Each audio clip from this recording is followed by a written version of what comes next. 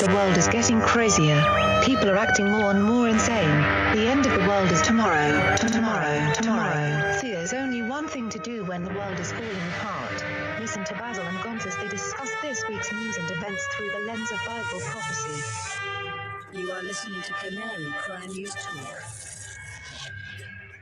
You're listening to Canary Crime News Talk. Today is September 17th, 2025. We are live to tape on episode 877. And today, alien goo and text messages and all sorts of crazy stuff. Signing on from Off the Grid, Razzle Dazzle. I'm your best buddy, Basil, and you are not crazy. And my name is Gonz, at Face Like the Sun, director of the Age of Deceit films, your favorite Asian provocateur for Christ, live to tape from the metaverse to bring you the best news, which is the gospel message of Jesus Christ, while reporting the egregious with a well-rounded, biblically grounded take on world events. And today is Wednesday. It is Wednesday, my dudes. Oh, yeah. Hallelujah. We made it to Wednesday. The big wheel keeps on turning, Gonz. Welcome to anybody who found this show because you saw real life humans on the thumbnail. Some experiments, folks. We're not totally sure if algorithms appreciate the artistic renderings of our producers on the thumbnail. Gonz, are these real stock models, or was there? No, it's me and you. It's me and you. I took a picture of me in prayer hands, and then a picture of you. So what this do is you want me to do? So this is AI. I'm wondering because I want to know if this was like, if there's some stock model out there who's gonna see their face go by on a crazy podcast. We are the stock model. We volunteered our face. So you're not going to tell me. You're not going to tell me if this is AI or a stock model. Well, we'll find out if we get a sort of cease and desist letter from some poor model who posed for stock imagery.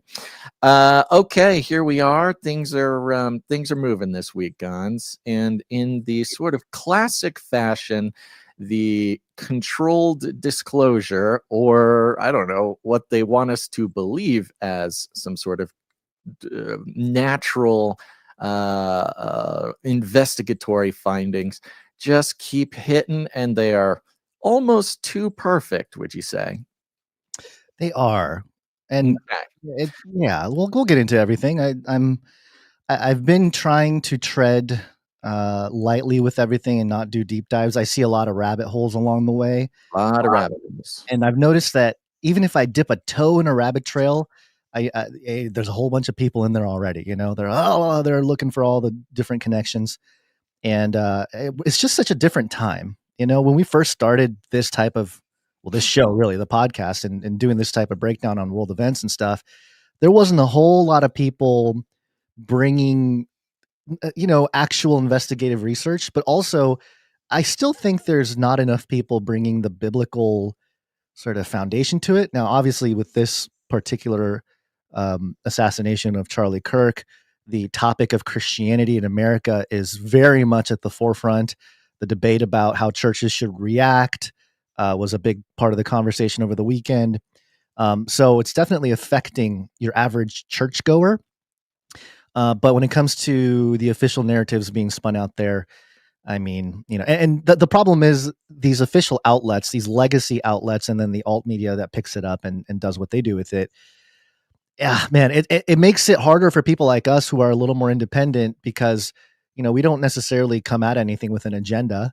So when we start breaking things down, we're trying to do it at face value, but, some people might get mad if we're not appealing to their particular worldview or even conspiracies. I was telling you, Basil, before we went live, been talking to some different people and meeting people, and a lot of people I think the average person is way more of a conspiracy theorist than they once were, like 10 years ago. When you're just talking about the average individual, but man, people are peddling out all kinds of conspiracy theories that are, they've run out of like some of your run-of-the-mill aliens, or the government doesn't like us or something like that. The monetary system, all that stuff is way out in the open now. So I feel like the conspiracies themselves are becoming a little bit more intense, and they are It's almost like you go into a shop, and you see the popular items are gone, but you kind of got your leftover items. It's been kind of sitting there in the corner. Nobody's paid attention to it for years. It's covered in dust, but you got to get something. So they're starting to bust out some of those conspiracy theories. And it's fun for me because I get to, assess and pretend like I don't know anything and have conversations with these people and draw as much out as possible. But it's a different time, Basil. It's a different time. So hopefully what we can bring to people is, a little bit more of that grounded biblical approach to things. And of course, pointing out, and if we do happen to make points that overlap with other content creators or alt media personalities or whatever, a lot of times it's just coincidence, or maybe that's just like the logical perspective on things, because I personally don't try to listen to a whole lot of commentary on stuff anymore. I used to be a lot more involved with keeping up with everything, but I just don't have the capacity. As I get older, Basil, my bandwidth is shrinking, I've noticed. Yeah, my capacity to sort of consume and absorb all that stuff is starting to dwindle down a little bit. Mhm. I can feel myself slowing down, just getting a little bit further up that. Well, actually, I'm past the top of the mountain. It's all downhill from here since I'm over 40. So Well, there you go. Thank you for that disclaimer, Gonzo. Quite the my explanation. takes are all becoming old people, grumpy old man takes. Yeah.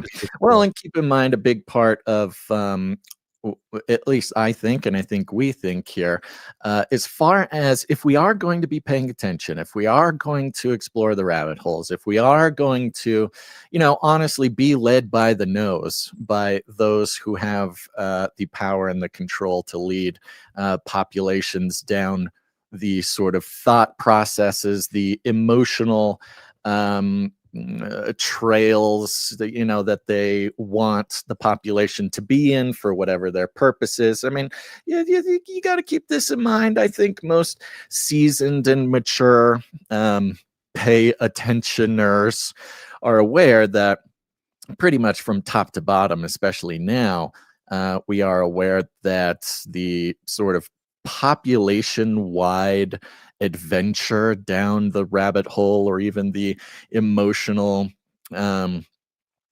responses to certain things, it is 100% controlled. I mean, from top to bottom, social media, we still like to think that, social media is where you can find all this stuff that the man doesn't want you to hear, when the reality is it is as controlled, perhaps even more controlled. Mhm. And when one thinks that they are the type of person who has broken free from any sort of narrative control, that's the perfect time to lead them to whatever assumption or whatever conclusion you want. So we keep all that in mind.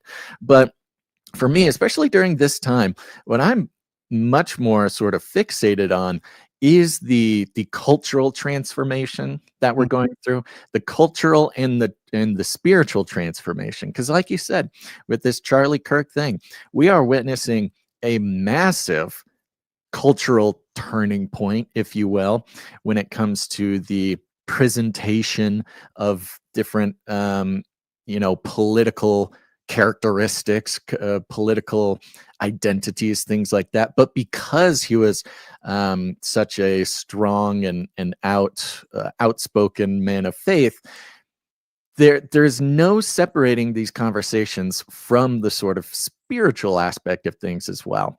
And Right. so we're seeing some transformations, some flippenings on a cultural level. And I think this is where we can all gain a little bit of a foothold, or stay one little step ahead of the PSYOPs, is to take a step back, look at the sort of cultural currents as they're being controlled inevitably, and so we can kind of get a bigger, broader look, instead of being caught up in these currents or caught up in the riptide, where focusing on the information, the conspiracy, the data, the this, the that can, and will almost inevitably sort of sweep you away into the next current that will bring you against your will into identifying in one way or another. But if you can step back, look at those currents, watch how things are moving around. It's at least a good sign that you are taking a step back, because it means you're not right in the middle of it. So that's what we're going to try to do here. That is the it's so played. It's so played, Gons. And look, get it. We're the old fogies. We've been doing this for like 14 years. We've been podcasting since before podcasts. It's so played to lock on to every new piece of information, every new piece of evidence, try to fit it into our theories and get hyper fixated on we're going to be the ones to uncover the truth, as the establishment isn't smart enough to keep us away from the truth. That's played. Come on now. That's the actual deception too, though, because we're in a 5th generation warfare here. 5th gen warfare. They're targeting you. They're targeting you. 5th gen warfare.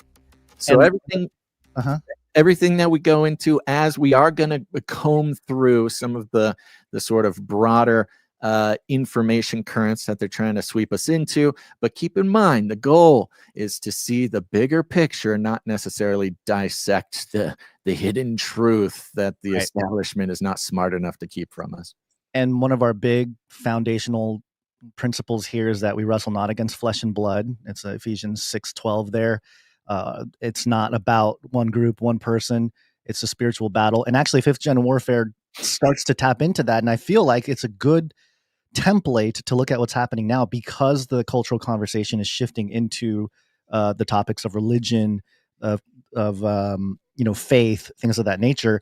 And in the context of 5th generation warfare, it's all about perception management and influence, and social engineering is a big part of it, but also a terminology that's used within those who have written about 5th generation warfare, which there are not many, but there are some books in the realm of academia who are starting to investigate this and talk about it, because it's becoming so obvious in a sense.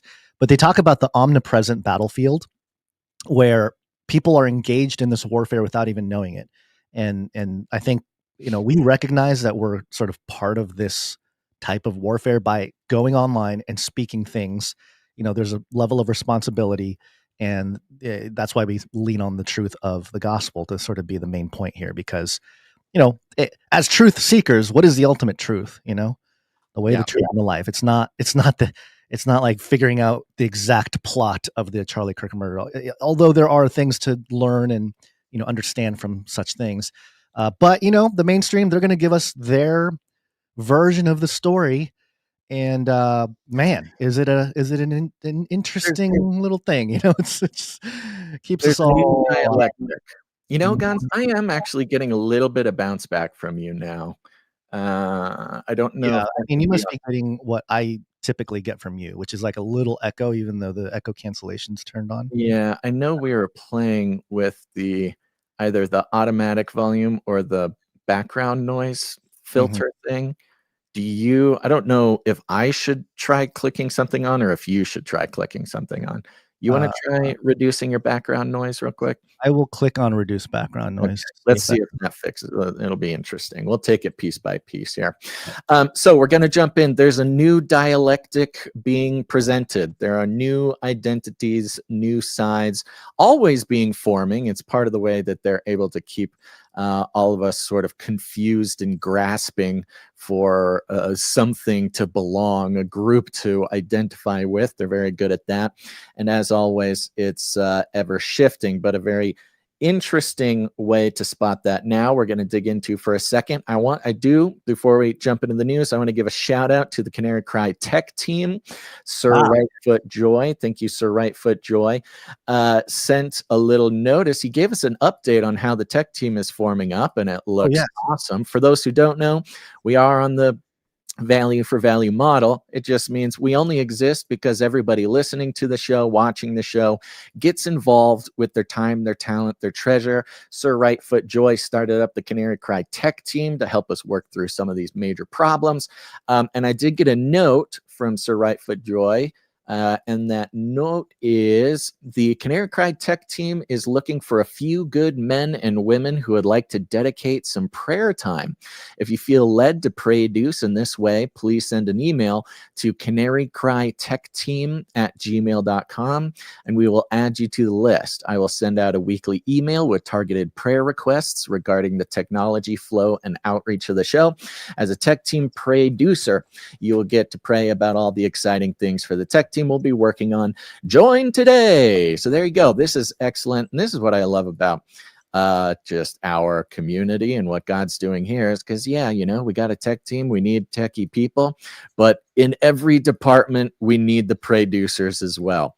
So if you want to get involved, give a little bit of your prayer time to the show and the community, send an email to canarycrytechteam@gmail.com.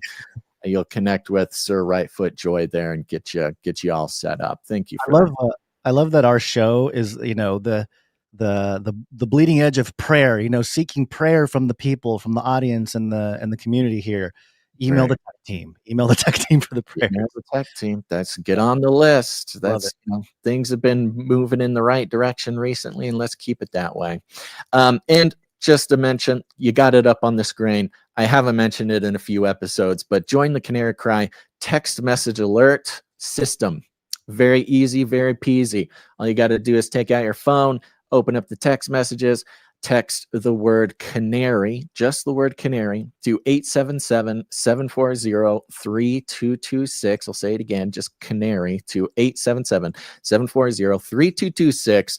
And you'll start getting alerts when we go live. I send out a text message before every live show. You don't have to rely on YouTube or Rumble or X or the notifications.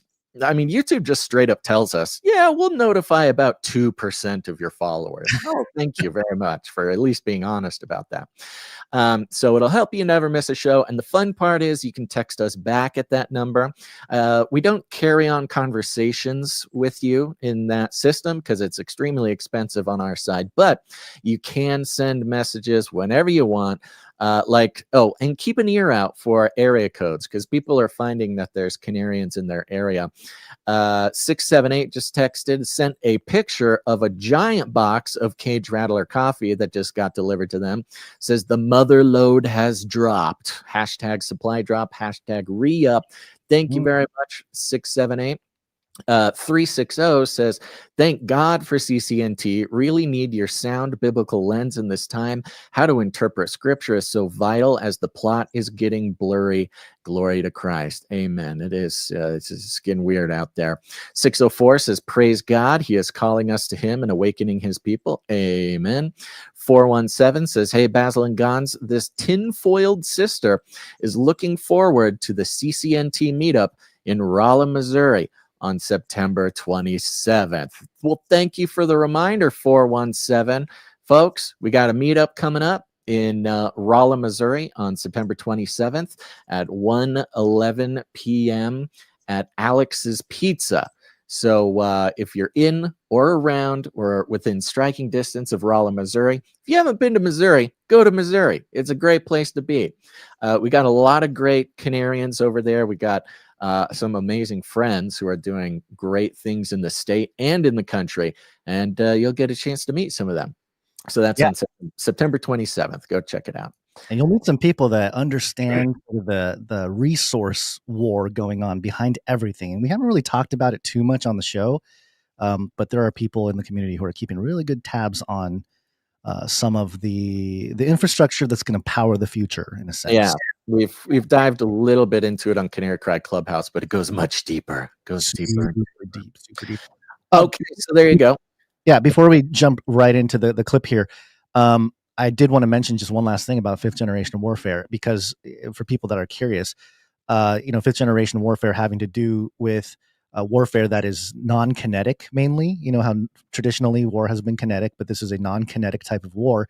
And this story with Charlie Kirk is a great example because this is one bullet, and of course it killed someone, but the kinetic aspect of it is one bullet and the sort of warfare that has stemmed from it is not everybody just like shooting each other or, whatever, going to a battlefield.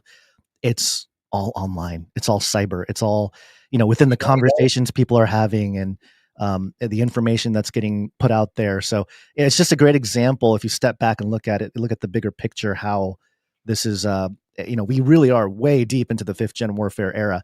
But most people are still kind of not recognizing everything for what it is in that regard. So, in our document, Gons, I just posted a quick little link, and it's just perfect for what you just mentioned. It's a video. This was posted by Mo Fax, who's a creator there, who's done projects with Adam Curry from No Agenda and such.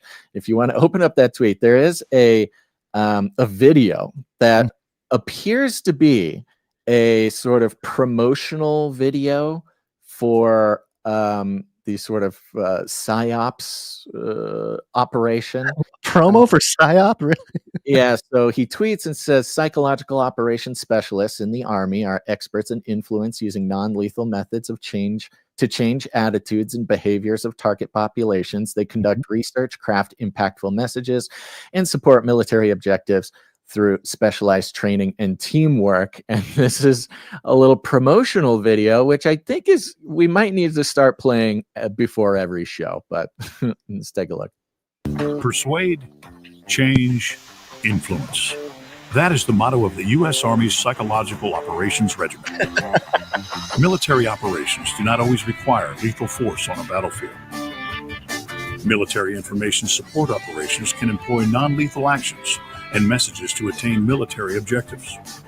PSYOP soldiers are highly skilled, specialized operators whose work encompasses executing psychological actions in the development and dissemination of influential messages. I think the most important thing for a PSYOP soldier is to be very well-rounded. It's an ability to fit into any environment. Trained in persuasive techniques, PSYOP soldiers use their skills to change attitudes, behaviors, values, beliefs, and influence foreign audiences through executing actions in the delivery of messages utilizing a variety of techniques. Okay. There you go.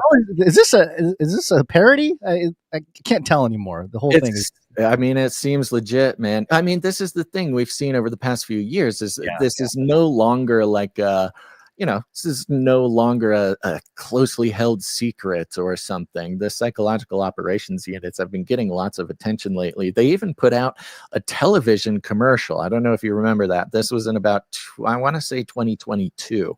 They put out a television commercial.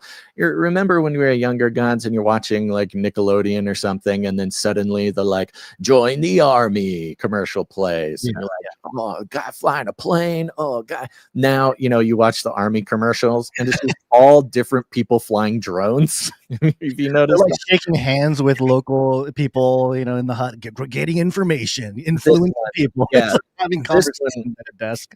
For those who are just listening, yes, it was all like really positive. It was like an Army commercial, but it was for psychological operations. A good time. So there you go. Strategy in the area of psychological operations, PSYOP. It's a super PSYOP. Everything that is in the public domain is the battlefield of the psychological operations units. Interesting. You mentioned, it was mentioned on last episode that there's like this public campaign to repeal the Smith-Mundt Modernization Act, which was the 2013 Obama legislation that made it legal to purposefully propagandize the American people, which, surprise, surprise, here we are 10 years later, how the world has been, the world just kept getting better after the Smith-Mundt Modernization Act, but keep in mind, everything in the public domain, it doesn't matter if it's your algorithm on X or if it's on TV or if it's on Netflix or whatever, we can fall into this trap that because we saw it on X from someone we follow and we trust, and it's so anti-establishment that it's outside the control mechanisms. No, it's all 100% control. And that includes, like we've mentioned before, every little tidbit that comes out especially if it's coming out from the FBI about important stories going on. It was yesterday, I believe, that officially was released a text message thread regarding the Charlie Kirk shooter. The text message thread was between Tyler Robinson, the alleged shooter himself, and his trans roommate with which he was having a romantic relationship. Now, this, in the back and forth over the past week about he was a Republican, he was a Democrat, no, he shot guns with his dad, no, he had a trans roommate. And it's, now within that structure of the back and forth for a week now, it is released a very clean and precise list of text messages that allegedly happened allegedly immediately after, but there's some things in there that puts the timing into question. And we're going to go into that. We're going to see what they have for us. But before that, of course, remember the biggest point of anything coming down from on high is not the actual data, the actual inference, the actual facts of the matter. It's always about how it makes you feel, how it makes you identify, and how it sets you up for whatever the next part of the PSYOP is. And in response to the release of these text messages, this was CBS. Was this CBS? ABC. This was ABC, their live television report. Special report just after the news conference. This was the response from an ABC reporter. We have seen an alleged murder with such specific text messages about the alleged murder weapon, where it was hidden, how it was placed, what was on it, but also it was very touching in a way that I think many of us didn't expect. A very intimate portrait into this relationship between the suspect's roommate and the suspect himself, with him repeatedly calling his roommate, who is transitioning, calling him my love, and I want to protect you, my love. So it was this duality of someone who the attorney said not only jeopardized the life of Charlie Kirk and the crowd, but was doing it in front of children, which is one of the aggravating circumstances of this case. And on the other hand, he was, speaking so lovingly about his partner. So a very interesting and, as Pierre said, riveting press conference, David. It was Tyler. Okay. It was Tyler.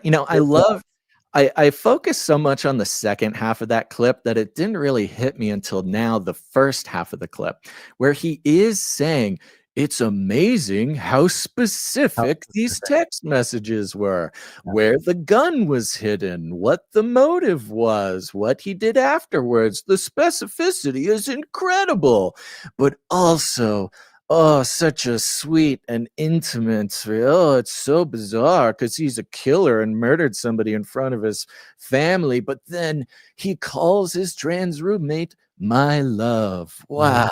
Humanity sure is beautiful, isn't it? Yeah, the duality. He used the word duality too, which was I thought was an interesting word to use. Yeah.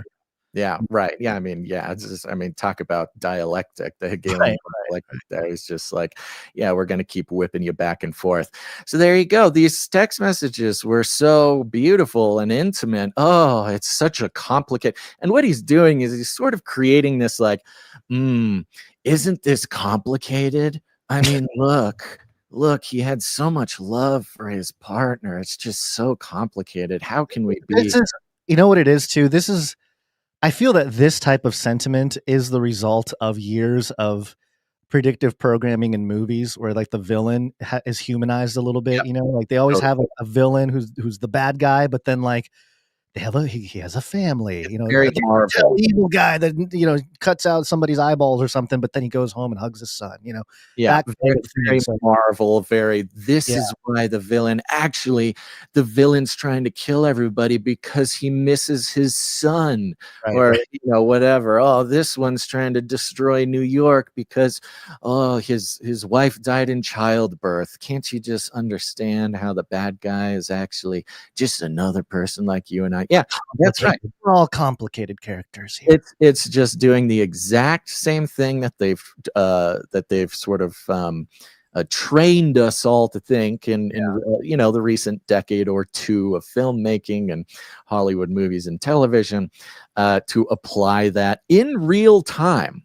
This, it's interesting because this is real time. The PSYOP is like, oh, it's just humanity's so complicated. He was doing it for a good reason. He loved his trans roommate, and we're just going to keep calling them roommates, because we can't come to bring ourselves to say that they are in a relationship, married, or whatever, and you'll see that in the next clip too. They're like, oh, my love, I love you so much. Oh, I could never live without you, said the roommate. Hello. You know what I mean? Like, why do you keep saying that? Okay. Anyways, well, going back to the first half of this clip, yes, very interesting, very specific, just nice and tidy. Seems like this ABC reporter is satisfied that all of our questions have been answered in this short, brief text exchange that happened immediately after the diabolical crime. And we can hear the text messages read out right here on the media. For what is this? I was going to say, how specific was the text message? We'll find out. Here is what was read at that news conference. The following text exchange then took place. After reading the note, the roommate responded, "What? You're joking, right? Robinson, I am still okay, my love, but I'm stuck in Orem for a little while longer yet." Sorry to interrupt. Will you pause that real quick? Let's restart it for a second, because I'm realizing this clip is missing a first few seconds. So the first few seconds before this clip, it's explained that the killer texted the roommate and basically said, "Hey, look under the keyboard of my computer. I left you a note." And in this note, as it's reported, is where the killer wrote, "Hey, this is," you've got it there. You want to just read it? Yeah, the AP was reporting on this. They said here, Robinson also left a note for his partner hidden under a keyboard that said, quote, "I had the opportunity to take out Charlie Kirk, and I'm going to take it." Yeah. And if it's under the keyboard, this is before he left, right? So he left it under the keyboard for his partner to find, texted the partner, look under the keyboard, and that's where they found a written note. And we'll talk more about the note later. But so after the note was found, the roommate starts this text exchange. Following text exchange then took place. After reading the note, the roommate responded, "What? You're joking, right? Robinson, I am still okay, my love, but I'm stuck in Orem for a little while longer yet. Shouldn't be long until I can come home, but I gotta grab my rifle still. To be honest, I had hoped to keep this secret till I died of old age. I am sorry to involve you." Roommate, you weren't the one who did it, right? Robinson, I am. I'm sorry. Did you read the note? I thought they caught the person. Robinson, no, they grabbed some crazy old dude, then interrogated someone in similar clothing. I had planned to grab my rifle from my drop point shortly after. Drop point. Mm-hmm. That's a very specific word.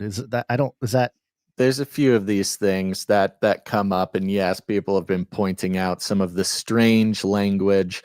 I have some thoughts on that breakdown, but yes, there's a lot of criticism, of this entire text exchange for sure. We'll get into that. But yeah, lots of interesting language that doesn't sound like a 22-year-old texting another 22-year-old about what's going on. The high specificity, this is allegedly moments after it happened. And he's writing really long messages. That's one thing that I find a little. Have the old crazy guy distract everybody. We'll get into the old crazy guy in a second here, but he's allegedly Yeah, he's allegedly, I don't know, hiding in a bush or something, or back at his car, and just writing these extremely long messages. We'll show them in text form here in a second, but let's continue. But most of that side of town got locked down. It's quiet, almost enough to get out, but there's one vehicle lingering. Roommate, why? Robinson, why did I do it? Roommate, yeah. Robinson, I had enough of his hatred. Some hate can't be negotiated out. If I am able to grab my rifle unseen, I will have left no evidence. Going to attempt to retrieve it again. Hopefully they have moved on. I haven't seen anything about them finding it. Roommate, how long have you been planning this? Robinson, a bit over a week, I believe. I can get close to it, but there is a squad car parked right by it. I think they already swept that spot, but I don't want to chance it. Robinson again, I'm wishing I had circled back and grabbed it as soon as I got to my vehicle. I'm worried what my old man would do if I didn't bring My vehicle? Yeah. Who says my? I don't My ever say when talking to my wife, hey, babe, I'm sorry. I need to go back to my vehicle. I need to take the vehicle. I need to take the vehicle. No, come on. back Grandpa's rifle. IDEK if it's had a serial number, but it wouldn't trace to me. I worry about prints. I had to leave it in a bush where I changed outfits. Didn't have the ability or time to bring it with. I might have to abandon it and hope they don't find prints. Oh, hope How not. the F will I explain losing it to my old man? Yeah, you just murdered a guy. Your biggest concern is how you're going to explain to your father that you lost his gun. You lost Grandpa's rifle, right? Only thing I left was the rifle wrapped in a towel. Remember how I was engraving bullets? Okay, pause right there. Remember how I was engraving bullets? Oh, hey, roommate. Yeah, I know. You didn't know that I was planning this, but let me tell you, every single motivation, every moment, the reason I left evidence behind, that's always a big question is, why did they leave evidence behind? Well, he's like, I didn't leave any evidence behind except for the evidence that I left behind. And it's because I couldn't get it. I left it there because I didn't have time and I couldn't get it back and blah, blah, blah. Okay. How long have you been planning this? A week? Remember when I was engraving things on bullets? Remember when you walked in and I was engraving bullets in my room and you brought me a sandwich and I said, thank you, lover.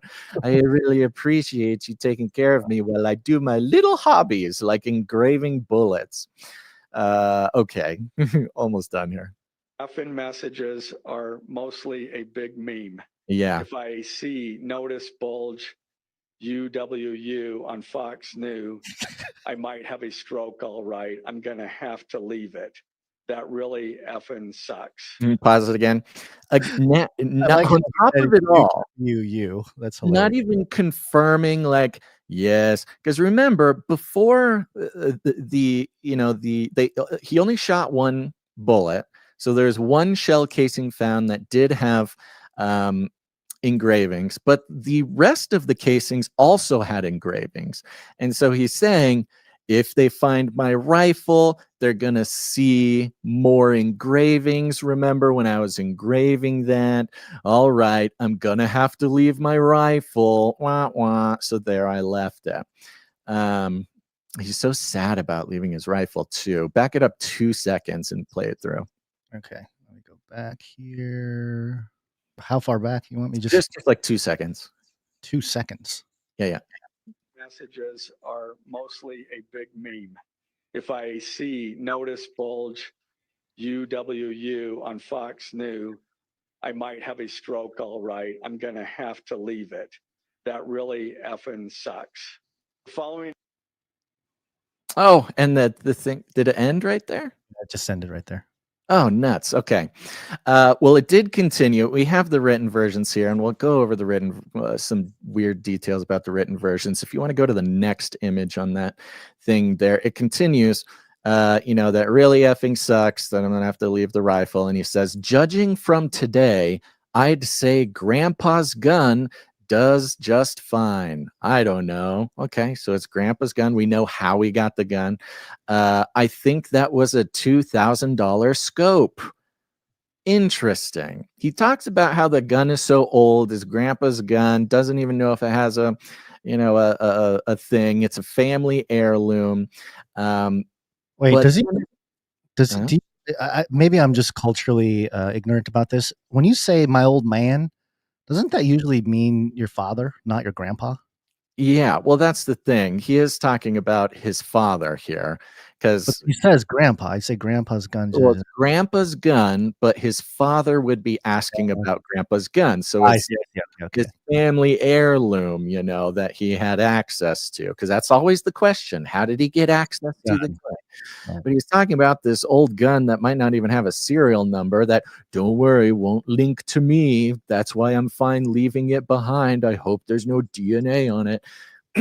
Which, by the way, that was how things were identified later in the AP article that I mentioned earlier. It's actually titled "Suspect Left Note Saying He Planned to Kill Charlie Kirk, Later Confessed in Text." Prosecutor says it says DNA on the trigger of the rifle that killed Kirk will match that of Tyler Robinson. So yeah. So again, it's laying out perfectly exactly what happened. The details in this text exchange, basically piece by piece, just serve to confirm what the official story already is, which is pretty impressive for investigators to, not get one single detail wrong about motivation and the moment by moment escape, the details about the gun.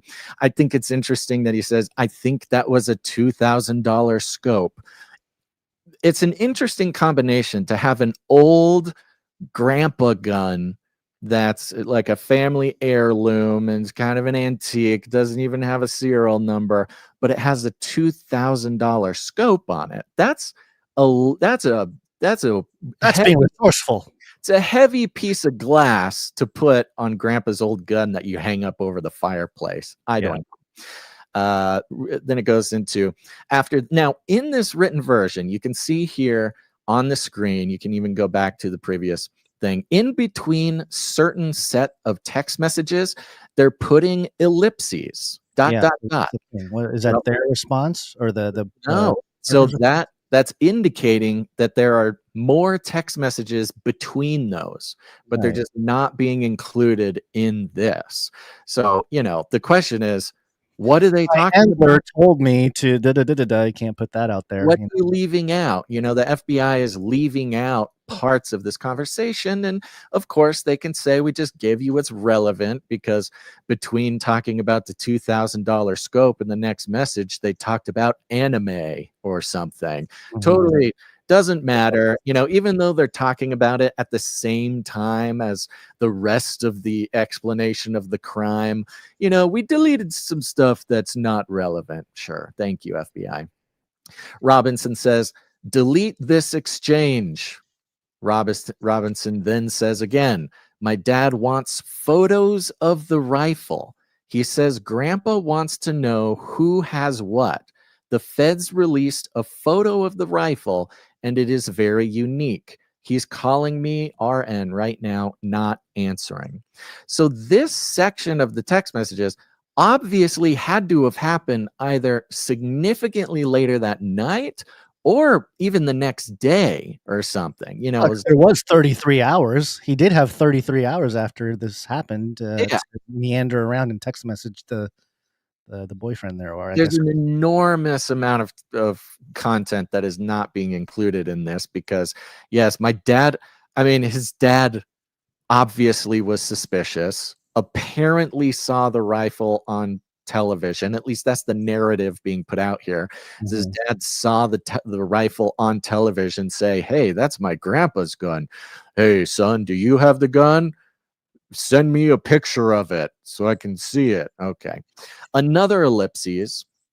Robinson, since Trump got into office, my dad has been pretty diehard MAGA. Another ellipses. So they're just cutting out stuff and they put in one sentence in this text exchange. Not even a full. It's like a half sentence or something. It's like just to say my dad is MAGA. Let me just put that in there. Okay. Yeah. Another ellipses. I'm going to turn myself in willingly. One of the neighbors here is a deputy for the sheriff. You are all I worry about, love. Oh, so heartwarming. Roommate responds, I'm much more worried about you. Robinson says, don't talk to the media, please. Don't take any interviews or make any comments. If any police ask you questions, ask for a lawyer and stay silent. Well, that didn't work out, Robinson, your roommate. At least we're led to believe pretty much answered all the police's questions. Now, this is obviously suspicious. The fact that this text exchange just confirms every single little piece of what the FBI even was contemplating beforehand is strange. Now, there's two schools of thought on this, which is the FBI, translating, like there seems like, like a lot of people are pointing out, the way these two 22-year-old guys are who are in love and in a relationship talking to each other, there's some stuff in there that just doesn't seem legit, doesn't seem right. Like you said, calling it a vehicle, referencing a squad car. There's a squad car by the bush. Just these. Did he say weapon too? I left my weapon, or did he say I left my gun? I think he says rifle those times.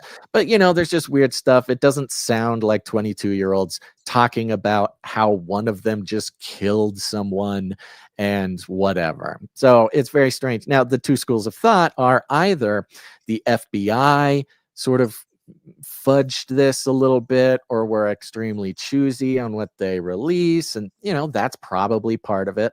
The other side of it is, this was basically a staged conversation for Robinson and the roommate to make it look like the roommate had no idea what was going to happen, to sort of wipe any suspicion that the roommate would even know that this is happening. Remember when I was engraving bullets?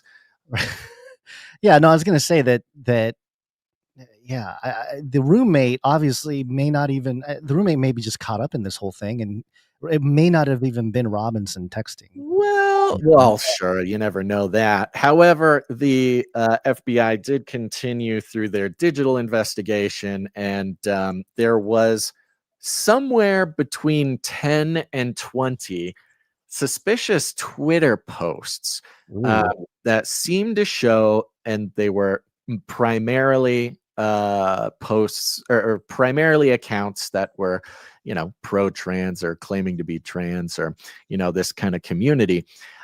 Going back a week ago, I think there was one even in August, where various accounts were saying, keep an eye out for September 10th. Charlie Kirk's something's going to happen on September 10th. Yeah, that was the first screenshot that was shared around as soon as it happened, was this account claiming that there's something going down with Charlie Kirk. So it turns out the FBI got into their Discord channel today in one of the congressional hearings that Kash Patel was in. He mentioned that they have the records of his Discord chats. He says there are much more than 20 individuals who may have known or may have talked about or may have whatever. Yes, more than 20. He said much more than 20. Wow, that's a lot. So, it obviously stinks on the FBI side. Thank you, Sir Darren. It also stinks on the suspect side. It's almost like PSYOP versus PSYOP going on. The text messages release does seem to at least try to get the roommate off the hook, create this narrative that he had no idea what was going on. And it may go even deeper than that. So they're continuing to investigate those digital conversations. Interestingly enough, Discord themselves, Discord, the company, came out and made a statement, I believe it was yesterday, maybe Monday, and said, we have no record of Tyler Robinson having any conversations with anybody on Discord. It doesn't exist. He didn't do it. And then the next day, the FBI goes, well, we got into his Discord and there's conversations with a lot of people about doing it. So it seems to appear that Discord, the company, came out and lied on behalf of the suspect. I have not seen an explanation from them about that. So, who knows what may have happened there, but just another strange aspect to it. Yeah, I'm looking at a BBC article here, and they're saying that Discord later said that account had been suspended. Quote, we have removed the suspect's account for violating our off-platform behavior policy. It said. Oh. Yeah, so I think they once they got wind of stuff, once, the powers that be cracked their encryption and got in there, looks like they had to change their tune a little bit. But yeah, you're right. It says here during the hearing, FBI Patel said more than 20 people in a Discord group chat with Robinson will be questioned by investigators. So you got a whole server full of folk. And then, he's going to turn around and be like, Jim, you were in there too, Jim? It's like a bunch of people from the FBI in there, Yeah. Well, I saw some other claims. This is not a confirmed claim, but this is part of the conspiracy theory geography out there right now. Someone claiming to be an investigator says that there were 12 FBI cell phones present there, which, if it is even true, would not actually be surprising that there would be FBI agents present at the event. But anywho, so there you go. I mean, the whole thing stinks to high heaven. It's I can't even pin directly if it stinks because of the FBI or if it stinks because it was part of the plan from the suspect and the partner or perhaps co-conspirators of the suspect, but the whole thing is way too clean. It's nothing's ever that clean. You know what it reminded me of? It reminded me of finding the hijacker's passport on 9/11. Right. Conveniently found the passport. Yes, the unburned, undestroyed hijacker passport. 3,000 people died. 2 buildings went to the ground, but the passport of the guys in the plane survived. Wow. And the firefighter who found it said, this must be from one of the hijackers. Let's look into that. That's what this text exchange made me think of. There's also there's additional high strangeness with this whole thing. Now, when we were live last Wednesday, as this was breaking, the first image that was shared was of an old man that was getting apprehended, and the story was that they just apprehended a guy who's a suspect. Yes, and we've learned some more about this individual, which makes the whole thing even more strange. Newsweek has this headline: who is George Zinn, man accused of fake Charlie Kirk confession? Fake Charlie Kirk confession. A man who falsely claimed he had shot Charlie Kirk to help the real shooter escape is facing obstruction and child porn charges, authorities said. Whoopsies. I mean, if you talk about the whole unraveling of the deep state and everything else, the big topics were trans. The big topic was child trafficking, and the hatred towards conservatives. You just get this. Everything is so neatly packaged for this particular event. George Zinn, 71, had initially been taken in as a suspect in the shooting, but he was later released and charged with obstruction, the Utah Department of Public Safety said in a statement on the day of the shooting, September 10th. He has also been charged separately with 4 counts of second-degree felony sexual exploitation of a minor, the Utah County Sheriff's Office said on Tuesday. Okay, why it matters. Zinn was one of the 2 people that law enforcement detained after Kirk was shot. I was going to say, it kind of repeats some stuff. Let's see. Let me get to the part here. Jump down to, I think it's what to know. Videos posted on social media after the shooting showed officers carrying Zinn from the scene as students can be heard screaming. We showed that video on the day. In the news release, got him, now shoot me. Shoot me, shoot me, shoot me. In the news release, the sheriff's office said Zinn had yelled he shot Kirk as people were fleeing the area. Quote, I shot him, now shoot me, Zinn shouted, according to a probable cause affidavit after his arrest, Zinn did not cooperate with law enforcement or want to speak with investigators, the sheriff's office said. But after he was transported to the hospital, he agreed to speak with investigators. Left out of this article, apparently he was complaining of chest pains, so they had to bring him to the hospital. Zinn told an FBI agent and agent from the Utah State Bureau of Investigation that he had yelled he was the shooter to allow the actual suspect to flee the scene and hinder the law enforcement response, the sheriff's office said. Now, there was actually 2 separate people who tried to take responsibility for the shooting. And in Zinn's case, he's explicitly saying, I wanted to take away police attention and help the person escape. Did the second person say that too? Or I thought it was just more of a misidentified individual. No, I have seen it. It's not reported in this. I mean, we can try to look for another thing, but I've read it reported that both of these guys both tried to take responsibility for the thing. So weird. Wow. The agents had asked, now look, Zinn's in the hospital. He tried to take thing. He complained of chest pains. They bring him to the hospital. The agents had asked to look at Zinn's phone, and he informed them that he used his phone to view child sex abuse material, the sheriff's office said, adding that the agents saw several images on the phone of prepubescent girls scantily clad. Detectives with the Utah County Special Victims Unit then took over the matter after obtaining a search warrant on Monday. Doesn't sound like they needed a warrant. Sounds like he was going to let them into the phone, but after obtaining a search warrant on Monday, investigators found over 20 images of children ranging from 5 to 12 years old in various stages of undress and sexual posing on Zinn's phone, as well as a very graphic text threads in which Zinn shared the images with others, the sheriff's office said. Zinn admitted to investigators that he gets sexual gratification from viewing and sharing child sex abuse material with others, the sheriff's office said. Can you imagine being on the left? Can you imagine being a Democrat right now and being like, oh, this George Zinn guy, he gave the shooter a chance to escape. Wow, he really took He's one. The hero. He's the hero for the left. And then, yeah, this is your hero. It's absolutely, it's unthinkable.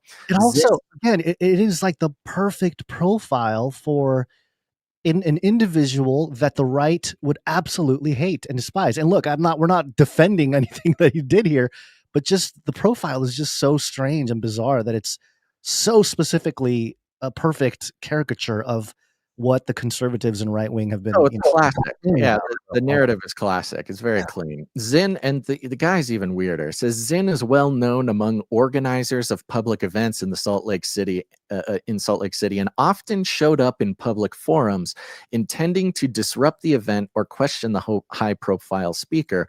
The New York Times reported he was arrested in 2013 for sending a threatening email to the organizers of the Salt Lake City Marathon days after the Boston Marathon bombing, according to the Salt Lake Tribune.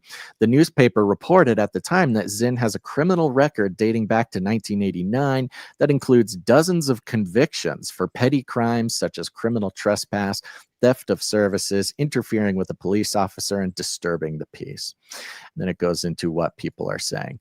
But yeah, I mean, this guy, you got to wonder, okay, was this guy in communication? We'll just say Kash Patel and others have stated that they are broadening their investigation. They believe that there is a larger network of individuals involved, whether or not, to what capacity, planning, participation, whatever, supplying supplies for the thing. They're broadening their scope. And some officials have even come out and extended that so far to say that there might be international organizations involved. Now, what that means, they haven't necessarily talked about whether it's intelligence agencies. Technically, Antifa is an international organization. They haven't given details, but they are reserving the right to expand this out as far as they want, or whatever, as far as what if this takes down the entire Democrat Party? Like this thread is the final thing. And again, America remains a two-party system, but it's no longer the Democrats and Republicans. It's Republicans versus the America Party. It's a new dialectic. Mm-hmm. It's a totally new dialectic being set up. It's a massive shift in what the sort of geography, the atmosphere of the dialectic setup in the United States is. I mean, who knows that? And this will continue.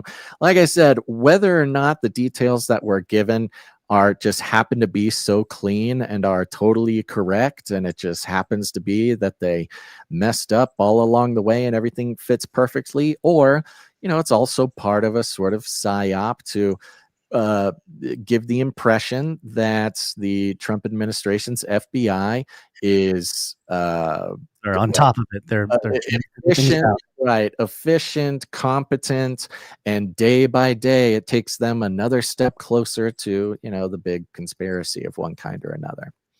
What is Tucker saying about it? Hey, it's Tucker Carlson. Evil people do evil things purely for the dark joy of being evil. Evil. Go eat each other. That's the Tucker Carlson program.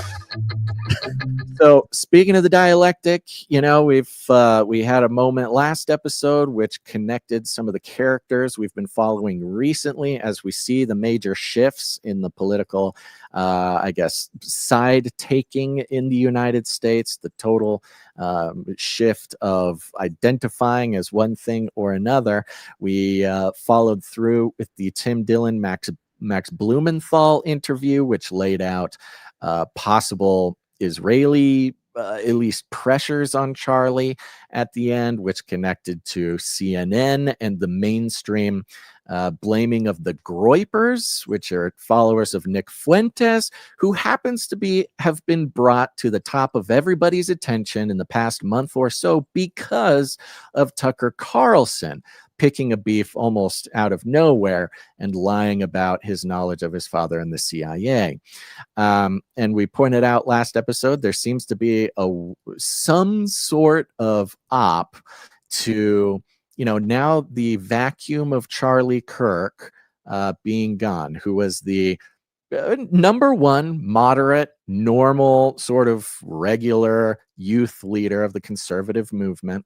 Now that he's gone, there's some strange things. They're keeping his show going, bringing in various other guest hosts to come host the Charlie Kirk show. J.D. Vance did it. Ben Shapiro did it. Ben Shapiro was in there. I couldn't believe it. They keep filling the desk of the Charlie Kirk show, which I guess, if you're thinking sort of mechanically about it, it's a giant media property. You can't just stop streaming, but the individuals who are literally taking Charlie Kirk's seat, are an interesting bunch. However, the Candace Owens, Tucker Carlson side of things are continuing. The Israel conspiracy theories have not slowed down and in fact keep ramping up. Here is Tucker Carlson sort of doubling down. Now remember, we drew the roadmap from Tucker Carlson directly to this new weird phenomenon where Nick Fuentes is in the mouths of every mainstream reporter or anchor or whatever, went from relative obscurity to the dark fringes of the far right internet. But thanks to Tucker, about a month ago, Nick Fuentes has now become a name that everybody knows, and if they don't know, they're going to know. And Nick Fuentes, of course, being sort of infamous for being anti-Semitic, racist, misogynist, the real, Nick Fuentes has the reputation for being the far right person that the left thinks everyone is, this sort of the worst thing. But we saw recently Nick Fuentes, at least the clips that are going viral, a much more level-headed, a much more sort of Christian-focused, a much more reasonable version of Nick Fuentes ever since he's been getting the attention from Tucker Carlson, where, well, here's Tucker Carlson coming out, talking about Israel and Charlie Kirk, and then we will see a response from Nick Fuentes. He did not like Bibi Netanyahu, and he said that to me many times, and he said it to people around him many times. He felt that Bibi Netanyahu was a very destructive force. He was appalled by what was happening in Gaza. He was, above all, resentful that he believed Netanyahu was using the United States to prosecute his wars. Talk about Charlie, of course. Country, and that it was shameful and embarrassing and bad for the United States, and he resented it. Didn't hate Netanyahu.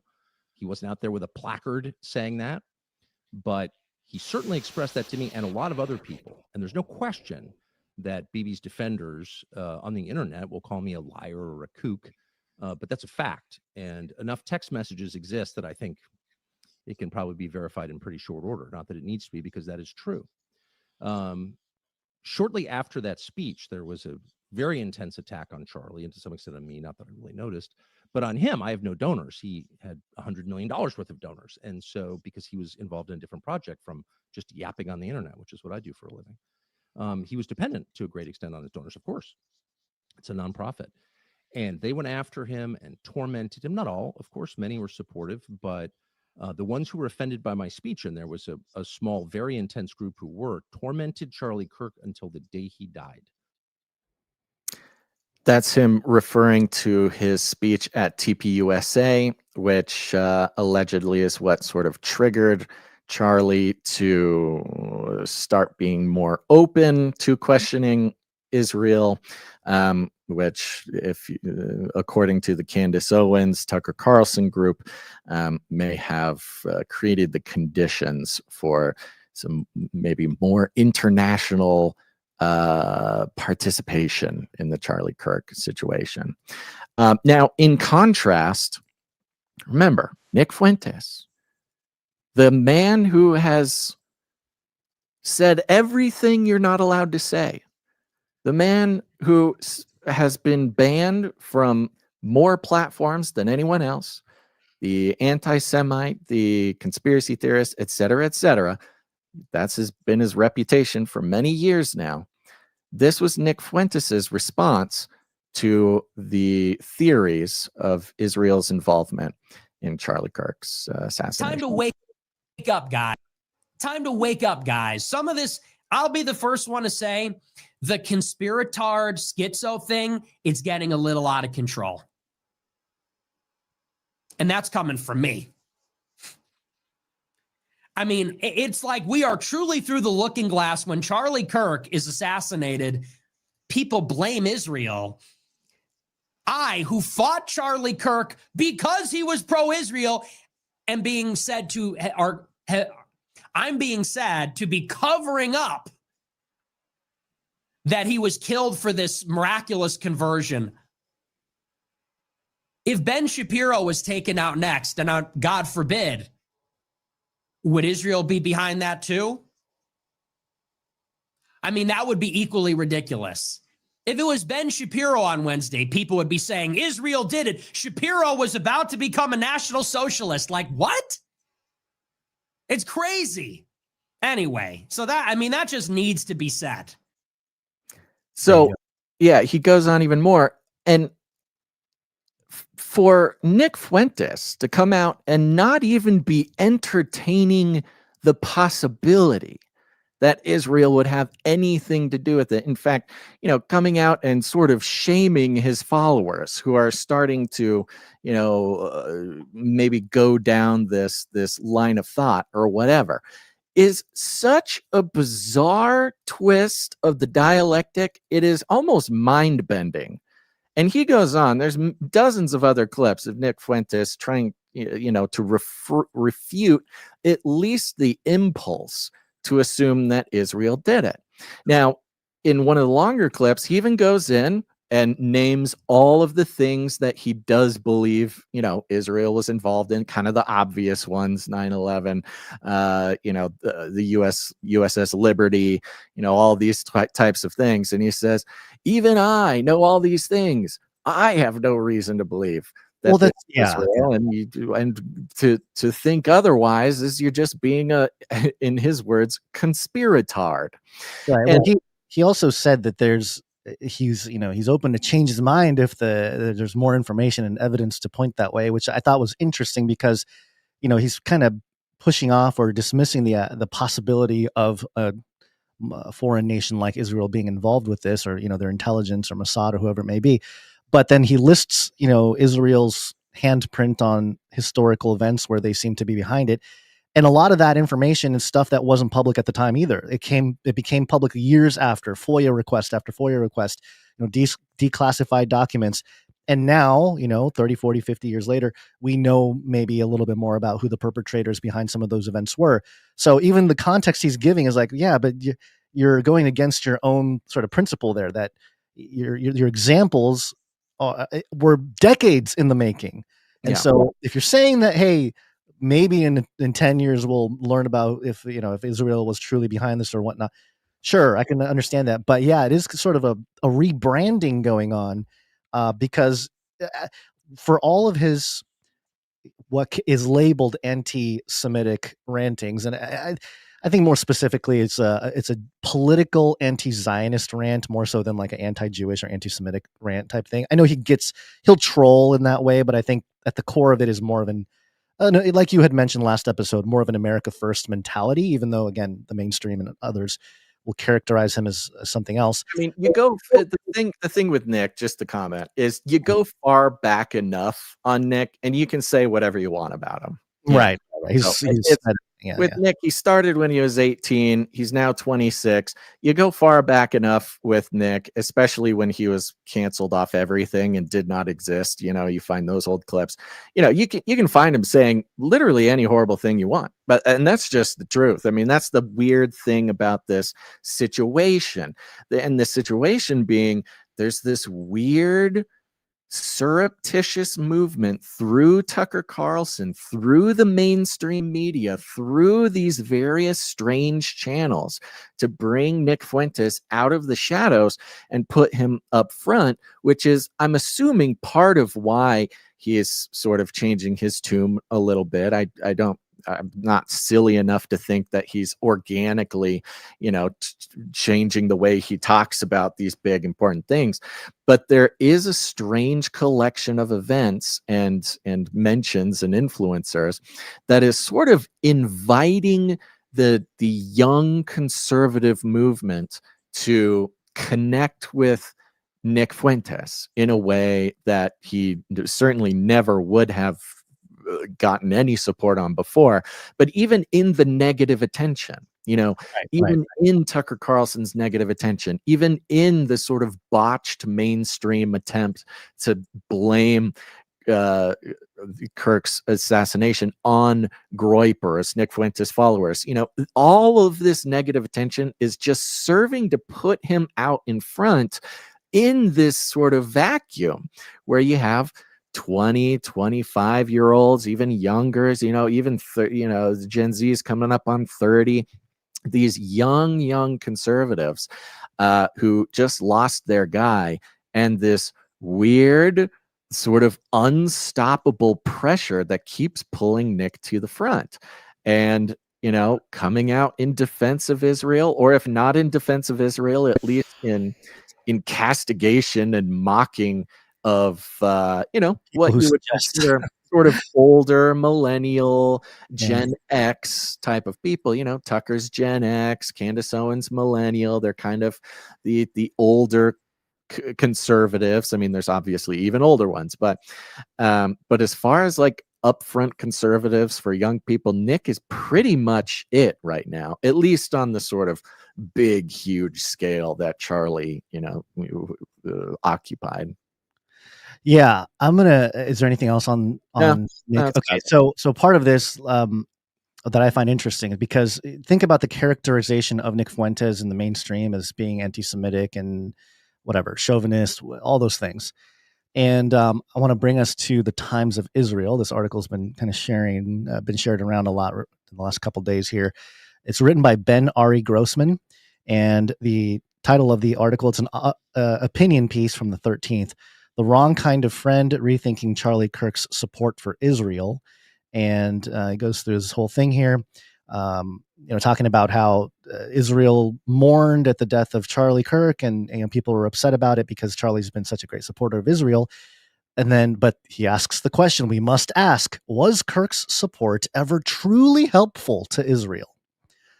Okay, most Israelis knew him only from his pro-Israel clips, which earned him admiration in the country. Yet few realized that on American campuses and debates and in rallies, Kirk championed views that stood in stark contradiction to the very values we claim to uphold.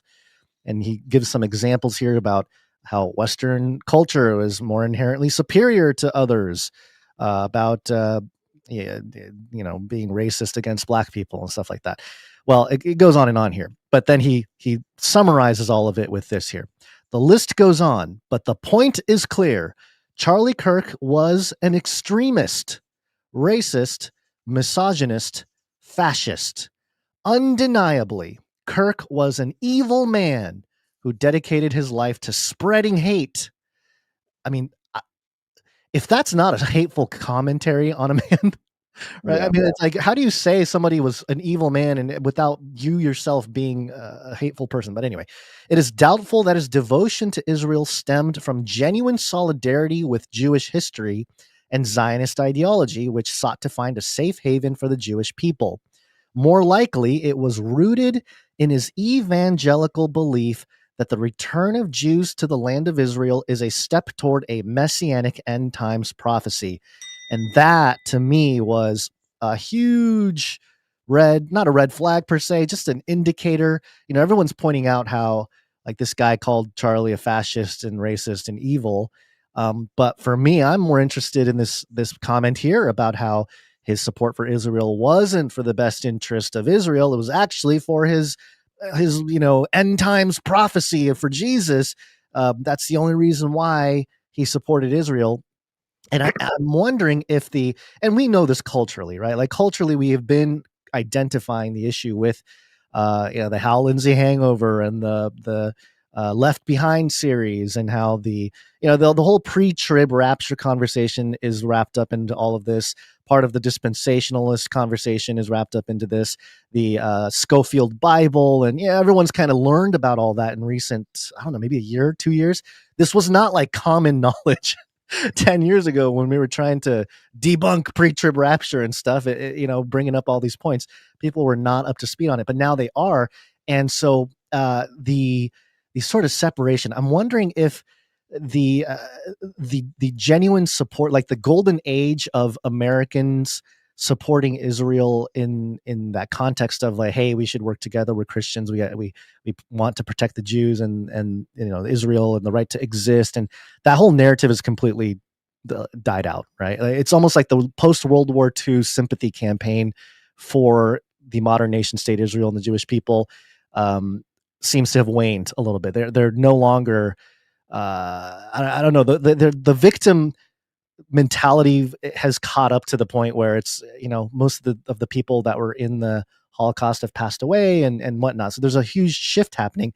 I think I'm wondering if monetarily the money train that came from American Christians who believed in a pre-trib rapture, who were dispensationalists, who had the Jewish flag in their churches, right? Like, not the American flag, the Israeli flag. Let me just be more specific. The Israeli flag with the Star of David on there. Those people are a little older now. Maybe they've passed away, and maybe the money that and support coming in is slowing down. And so why don't we just cut that off and maybe have another way to infiltrate this? And maybe Nick Fuentes is that little touching point. Get the guy who's traditionally been the racist, misogynist, fascist, evil man who hates Jews. We're going to make him the new face of America. You guys wanted that guy, or I don't know, maybe, Kirk was the same thing. They're going to actually, build another one of these, another Charlie Kirk in a sense.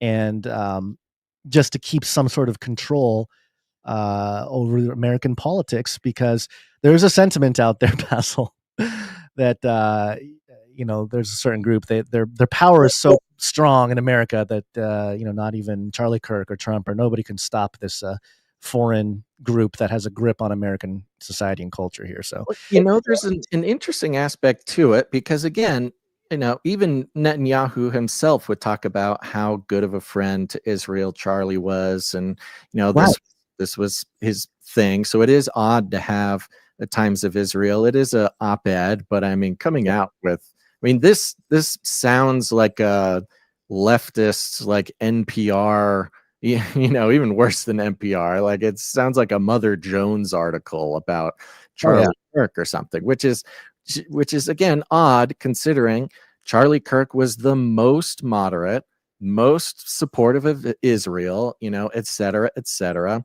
I was unaware that, that Israel really cared why Christians in America supported Israel.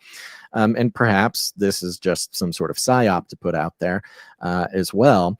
And, the right is finding itself in a strange position. And this is coming up both with the Nick Fuentes, Tucker Carlson, Candace Owens thing, specifically about Tucker and Candace trying to point the blame at Israel right now with the sort of minimal level of evidence, and kind of just talking about Charlie's feelings and things like this.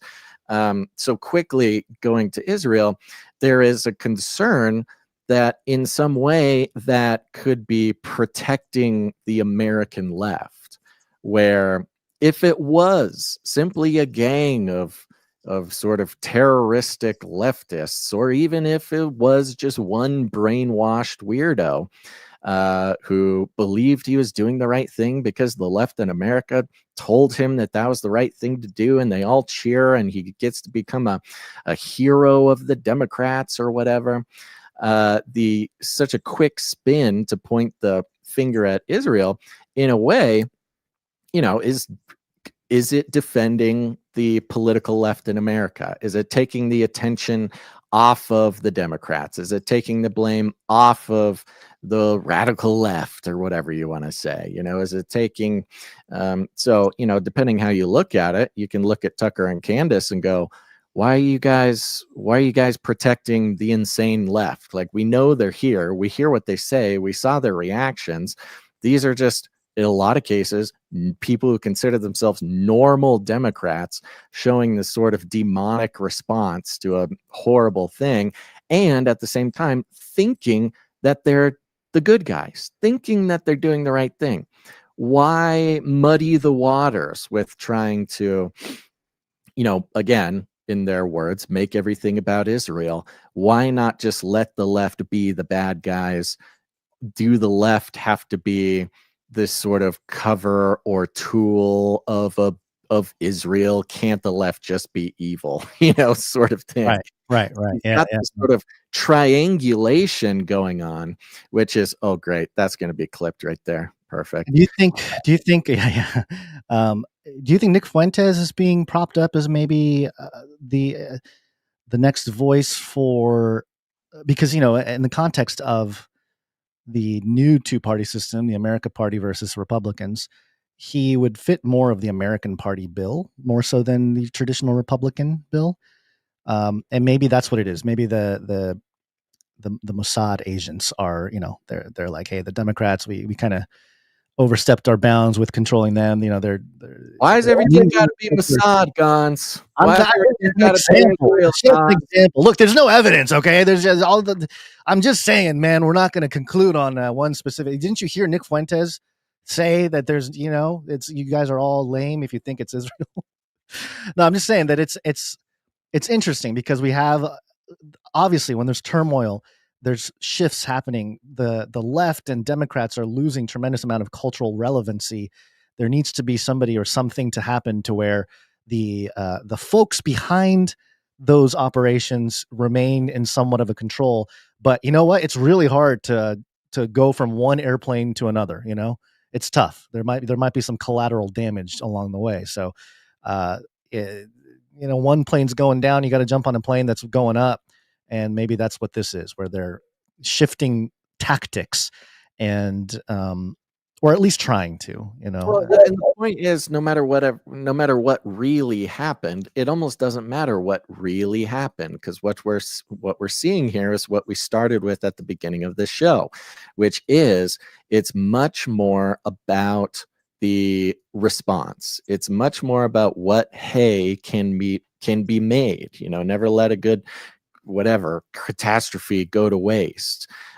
So whether or not this young man just did do a crazy thing on his own with no help and nobody knew about it, and he just happened to be engraving bullets, and that didn't ring any alarm bells by his trans lover, that could all be true.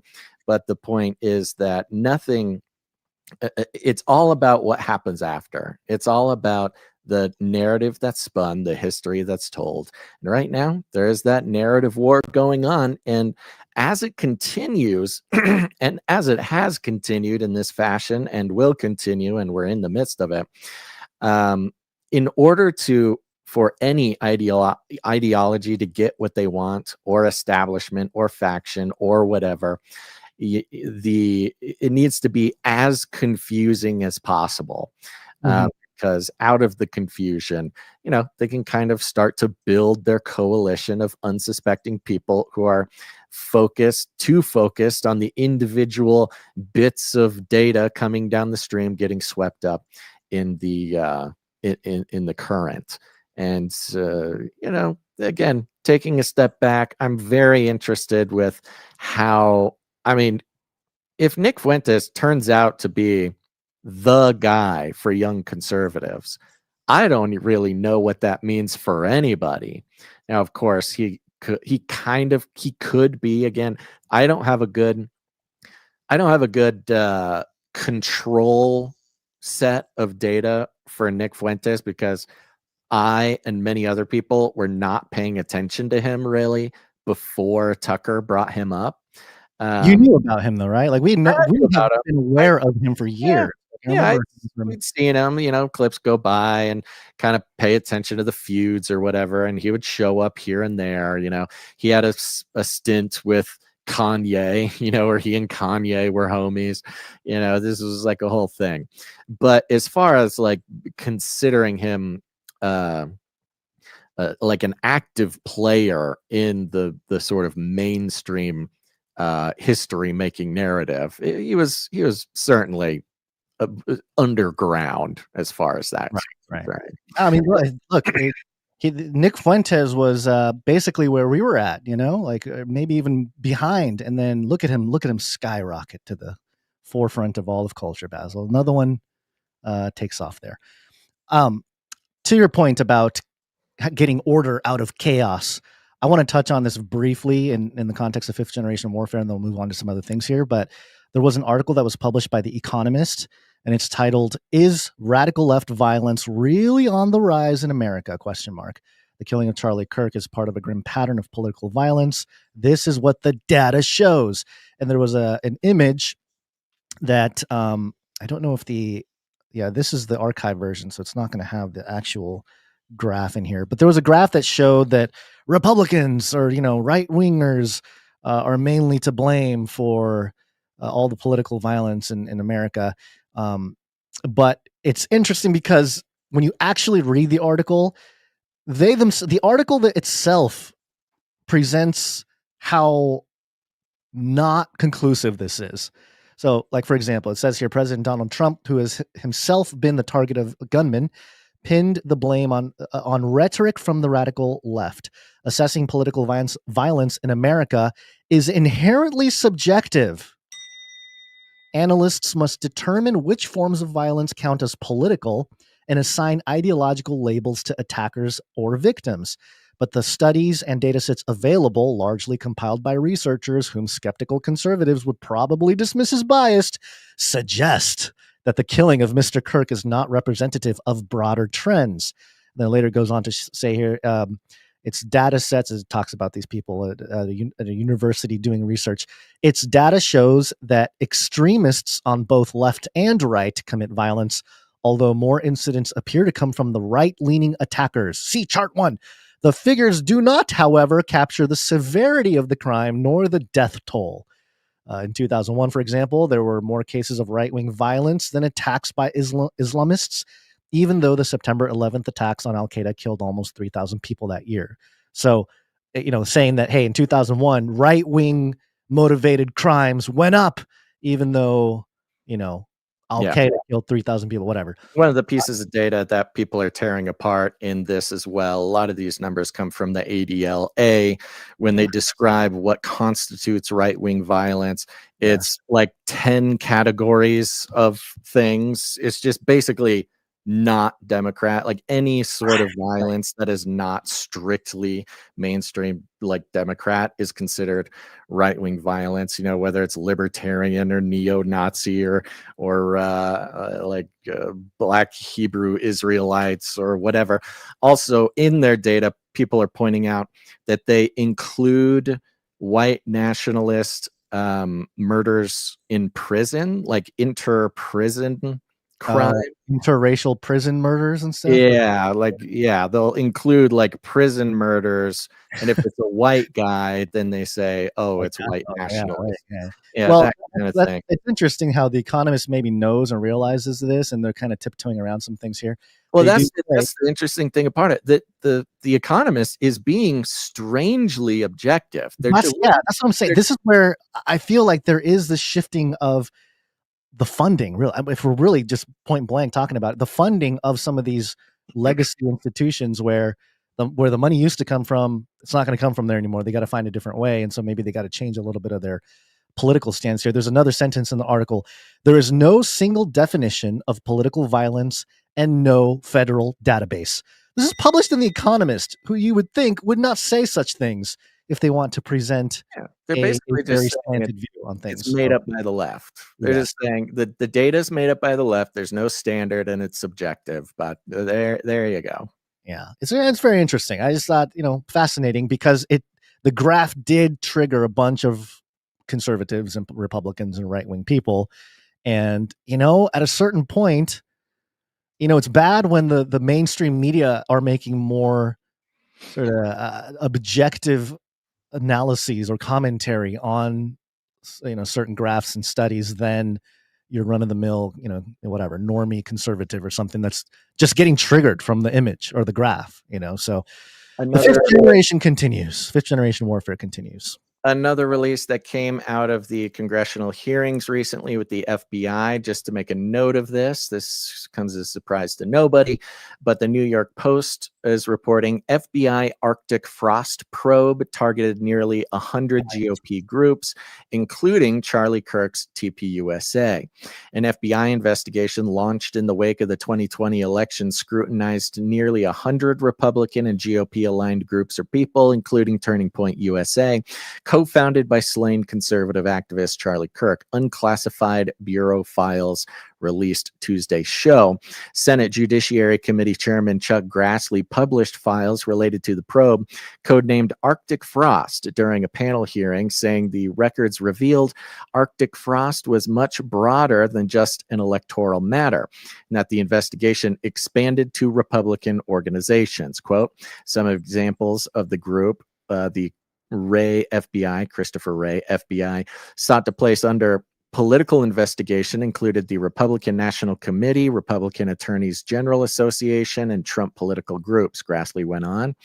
On that political list was one of Charlie Kirk's group, Turning Point USA. Quote, in other words, Arctic Frost wasn't just a case to politically investigate Trump.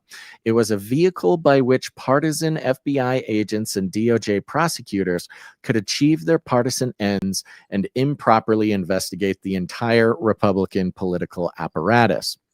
Arctic Frost kicked off in April 2022 and focused on at least 92 Republican-linked entities like Kirk's youth activist organization.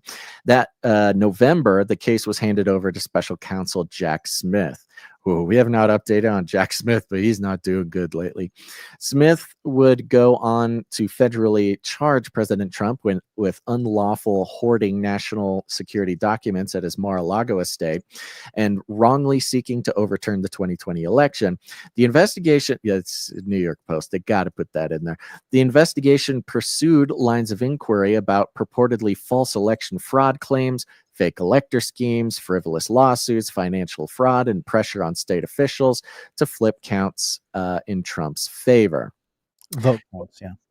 Quote, this conspiracy involved subjects from the private sector in numerous battleground states, Pennsylvania, Michigan, Georgia, blah, blah, blah, blah, Department of Justice, and the White House, one of the newly released FBI documents stated.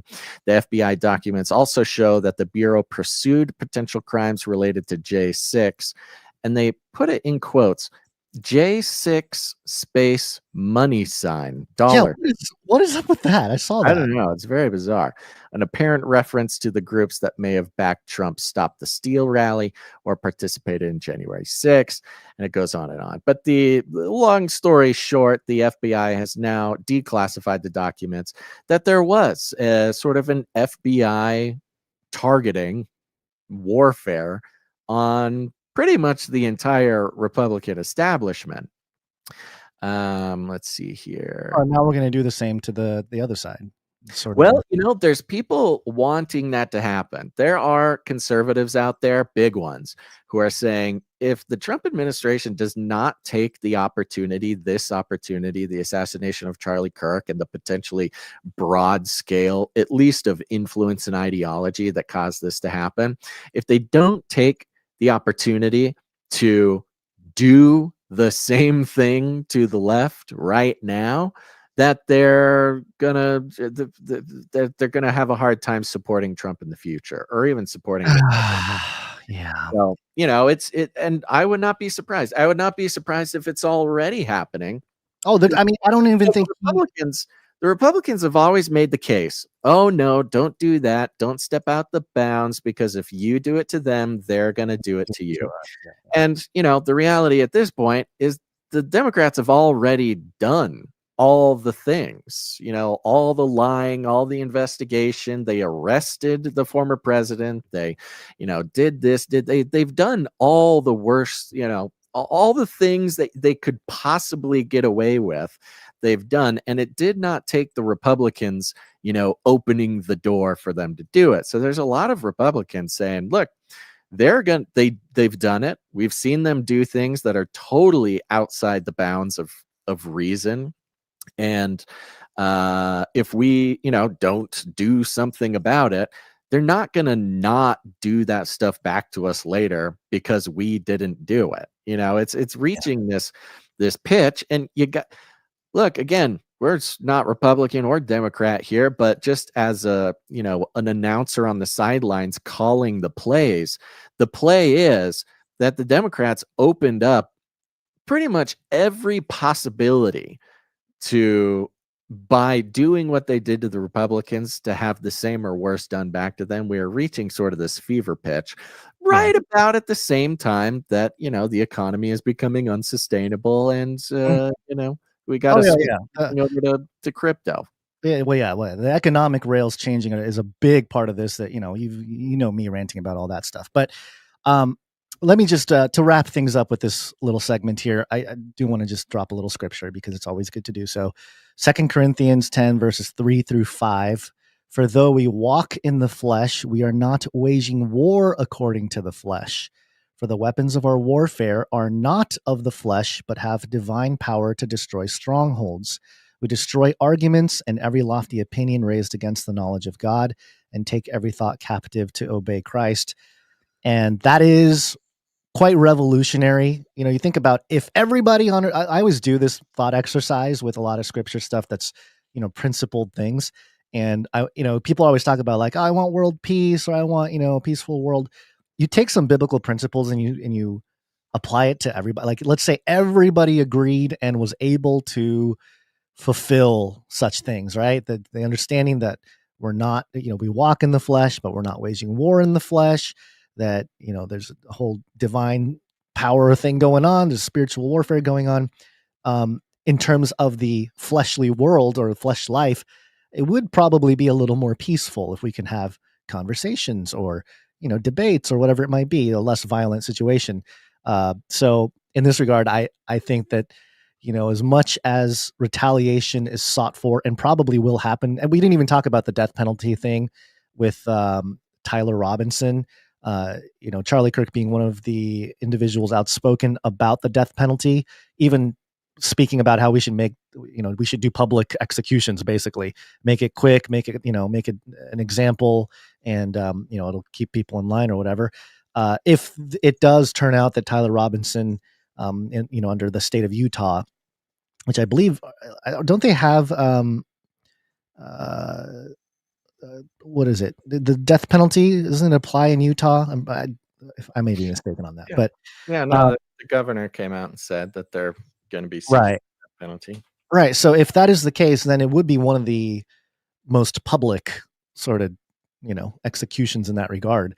No, they would publicly execute him. But not publicly execute him, but I'm saying like a public figure, right? A high profile individual to get the death penalty. And that, again, it's just everything is just too perfect, man. The guy who said he wants it in America is going to get it, but at his expense, it's just, I don't know. There's too much going on with that. But yeah, the point being that retaliation is not the point here. We're trying to point to a bigger spiritual battle going on. And, if you don't recognize the spiritual warfare going on at this point, man, maybe go outside and go stare at the trees or something for a little bit. Decompress, because I know this creates anxiety in a lot of people. People get really worked up about stuff like this, and I'm not saying you shouldn't. I think people are going to have emotions from all of this, obviously, but we should be pushing towards, again, destroying the arguments and taking every thought captive, and using the divine power to destroy those strongholds.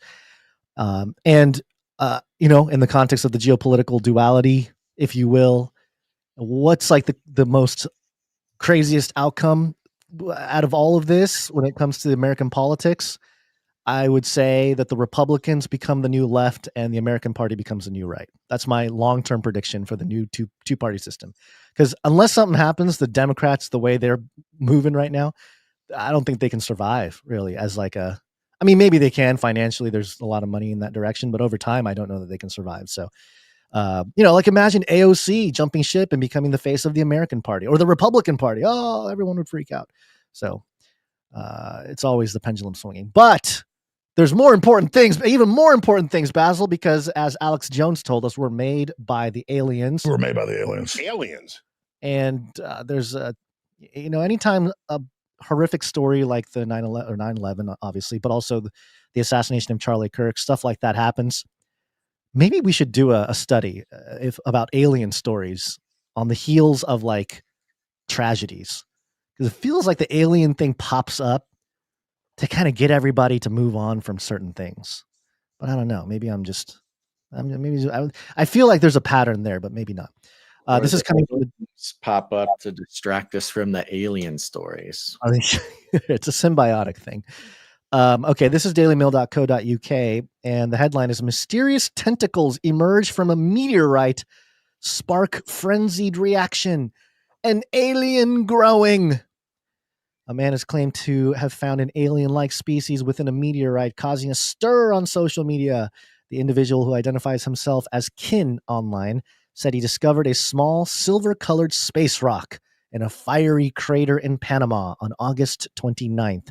Since then, he has shared a series of videos on TikTok showing what he described as a meteorite burning leaves on contact and an unruly tentacled organism sprouting from within it. A week after his initial post, he claimed that the crater shines at night, sharing footage of the dark site glowing mysteriously. Subsequent videos appeared to show a massive oily tentacle-like growths spreading rapidly from the rock's crevasses, eventually engulfing the object. The videos have gone viral on social media, and some viewers claiming they show, quote, an alien growing, while others dismiss them as a hoax. Quote, "There are people who want to believe, but in reality, it looks like a potato," one user shared on this. "The metallic sheen smells like paint, and the camera cut before touching it is suspicious. By the way, iron meteorites don't do photosynthesis. It's a potato. And there's a photo of the alleged space potato rock. That was the early one. That's early. I know this is when it was just an innocent little growth on the side of a silver painted potato. But you found the actual culprit here.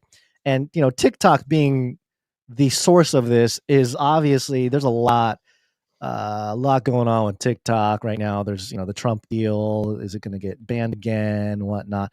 But yeah, it seems to be that this is the individual. He has several videos of this. Several. There's like 30 of them. Let's go back. There's one that has 7.3 million. I'm trying to see because there's a couple of particular. Let me turn that off. It's all in Spanish, by the way. So go down. It's got 7.3. It's really early. It's like the first or second. Yeah, that one. Go there. Do we need to play the audio or what? No, it's all in Spanish. I don't know, So you can see the thing here. It does look like a spray painted silver potato, but now the weird thing is, look what he does. He takes a leaf and he'll put it on the potato. And he'll put one on. Just you should click into it. Right there. See, look at that. He puts the leaf on the potato and it starts activating and burning through the leaf. Do you see that? Yeah. And then the leaf continues to die and spread after coming in contact with the strange potato thing. It's very weird, man. I know this is one that is really easy to laugh at, especially if you read the Daily Mail thing. But when you actually go watch the videos, it's pretty strange. Now, don't worry. I'm going to bring a couple of the debunking theories, but I'm not going to lie. I'm not going to bury the lead. I don't think so far any of the debunkings really do a wonderful job. Now, there are some suspicious things, like he'll pick it up and turn it around and touches it and, doesn't take the sort of care that I would, considering he puts leaves on it and the leaves basically catch on fire when he does. And then he'll pick it up and hold it. If it is some sort of piece of metal or something really hot, then, he wouldn't be able to hold it. You're seeing what I'm seeing, right? That's great. Yeah, it is interesting. It's strange. It's very strange. I don't know how you can get a potato, spray paint it silver, and then what condition you could put it in to where you put a leaf on it and the leaf instantly dies and starts smoking and burning or withering, but then you can just pick it up. I think that's a little strange. Now he goes on. If you go 2-3 videos now, more recent, it's the one with the dark glowing things. Go down a little bit. You're way too far. I'm talking go 3 videos. See the dark thing with the glowing bits over there on the right. This was allegedly the impact site when he came back to it at night. And there's just a bunch of glowing stuff, just a bunch of glowing particles. This is not with a black light or anything. It's just in the middle of the night, the impact site is glowing like that. I wish I could find, he took a video of the impact site during the day, and it was like this little hole, and it looked like maybe he had poured some gasoline in the hole because there was flames flying up. Now let's go a few videos further to where right there, yeah, pick one of those, where he now has something growing out of the side of the rock or the potato. He's put it under a glass bowl, and it's the weirdest thing is that it moves. It moves itself. It looks like, it looks like an alien thing, but maybe there's some sort of tentacled creature. It's got tentacles. The tentacles move, things like that. Now I did track down one debunking of it. This was Redditor debunks viral Panama alien meteorite on TikTok. And let me just jump to the debunking here. We're going to watch some way crazier videos, by the way. But Redditor debunks. Amid the frenzy, Redditor High Strangeness, which is a pretty wild name for the debunking Redditor to have. I'm not going to get into it, but High Strangeness being a sort of infamous phrase for, occult and syncretic things. Yeah. And yeah, to get that username, High Strangeness, no numbers, no punctuation. Like, I guess I don't know how Reddit works. Maybe you can have multiple people with the same name or something, but like, you got to be pretty on point to be able to get High Strangeness as your username. Stepped in to provide a scientific explanation, the most plausible one so far. Let's see if you think it's plausible, Gons. According to the post, the mysterious black substance exposed in Panama is not an alien meteorite entity at all, but rather a silicone-based polymer known as polydimethylsiloxane, PDMS, combined with small amounts of hexane, a common organic solvent. Both materials are widely used in everyday application, ranging from medical implant to cookware. The unsettling wiggling and breathing movements seen in the videos were attributed to a phenomenon called swelling-induced snapping motion. When PDMS absorbs hexane, it swells. As the solvent evaporates or redistributes, different parts of the polymer contract at uneven rates. This creates sudden snapping movements that appear organic, almost as if the material were alive. The irregular rhythm of the contractions mimicked muscle-like motion, while PDMS's flesh-like texture and black coloration amplified the alien illusion. Though visually striking, scientists have long studied this behavior for practical uses in soft robotics, artificial muscles, and smart materials that respond to environmental changes. The Redditor noted that while PDMS and hexane are not especially hazardous in small amounts, inhaling hexane vapor in confined spaces should be avoided. What captivated millions as a terrifying or wondrous display of alien biology was, in fact, an elegant demonstration of material science. As the Reddit post concluded, the Panama alien was not proof of extraterrestrial life, but rather a hoax and a reminder of how convincingly simple chemistry can imitate the appearance of living organisms. Okay, so we've actually seen this before. You can combine two chemicals that kind of makes things snap around or kind of twitch or something like that. However, as we go further on the TikTok, Gons, there's some moments where it grows video by video.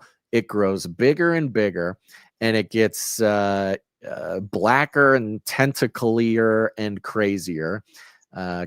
Keep going through the things there. This is the one that's got 12.3 million because it's got the little tentacle that wiggles, like it literally waves back and forth, like it's. Oh, you ain't seen nothing yet, my friend. Keep going forward. There's right there. There's one of the big ones. Finally, it gets to about this size. That you can see in that video. He's taking glass bottles and he's actually cutting pieces of it off, allegedly, to send to scientists who are requesting pieces of it. Again, he's touching it, oftentimes with his bare hands. You'll see him kind of wipe it around.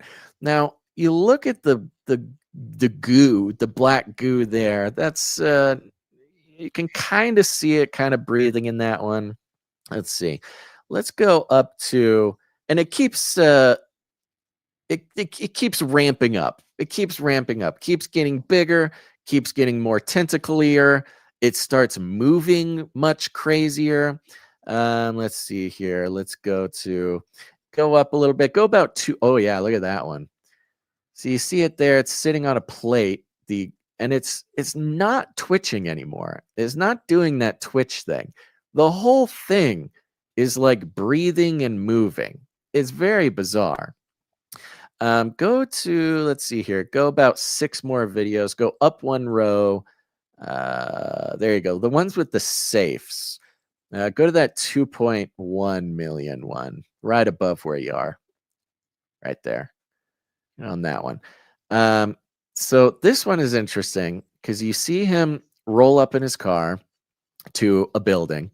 He'll get out of his car here. This is apparently either his house or some sort of building in his backyard. It's kind of crazy, shaky motion. We'll wait for Blair Witch right here. Yeah, it's very Blair Witch. He grabs an ice chest. The one thing that is a little bit suspicious to me is that he has what looks to be like Panama tourist objects. Yeah, I love Panama banners. Yeah, it's like, by the way, I'm in Panama. Look, I have these Panama things. Come to Panama. How do we get people to tour Panama? Release the GOO. Release exactly. GOO. And it's worth mentioning, actually, when you scroll on his TikTok, the TikTok account has at least been going since 2022. And up until like last week, it just looks like a normal guy's TikTok account. He's at the beach. He's got his dogs. He's just looks like a normal human doing normal TikTok stuff. And then suddenly he finds this thing. Now, this is a lot of people are kind of commenting on how strange this is, that his house doesn't seem to have electric lights. The lighting is terrible, and he doesn't have running water in that building either. This looks like some kind of office in the back. Well, you got to remember, in the West, there are a lot of countries that having electric lights in your home is not necessarily a given, especially if you're outside of a big city. Right. So I'm not going to hold it against him. But you see here, he's got this safe.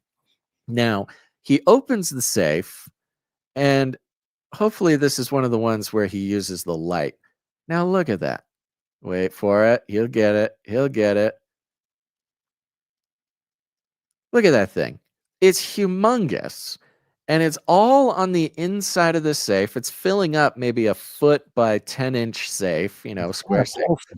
And it's pulsing, and it's like reaching, and it's gooey. It's kind of reaching out for stuff. I mean, that is not look at that. That is not the twitchy motion of the hexane polyethymer or whatever the heck. Now, it is a little strange that he seems to have put it in the safe with some like stuff that was in the safe already, like some money and like coins. Like, he didn't empty the safe before putting it in. Okay, go two videos to the left here. One more. The one in the back of the car. Oh, yours is on a different yours is on a little bit of a different thing. Go up to the next row. That one, the one in the back seat of the car. And here you go. Look at this. Maybe, can you click on these? Can you just pull them up? See if, oh, there you go. Now, he's driving in his car, and he looks back. The safe is in the back seat. Now, allegedly, the claims are that he is now driving around. He can't sleep. He is all spooked out. A very Blair Witch, very effective sort of TikTok storytelling. He gets out of his car. He goes to the back seat of the car. There's more I Love Panama banners. Every single video, there's I Love Panama banner. Right. More Panama banners. I think it's interesting that he opens the safe and you can actually see his code. Yeah, what's up with that? Yeah. But you got a real good look at it here. And it like kind of responds to the light and kind of creeps back. I mean, this is straight up Venom. Like Black Goo. Yes. Black Goo has been a topic of conversation for us since 2012. Like the Black Goo phenomenon, the predictive programming of Black Goo. At the very least, he is really working on a legacy of programming on this Black Goo. Okay, just a couple more here. Go 1, 2, 3, 4. It's like his third current video. In between in between the ones where it starts with his face. Oh yeah, do that one. No, do that one.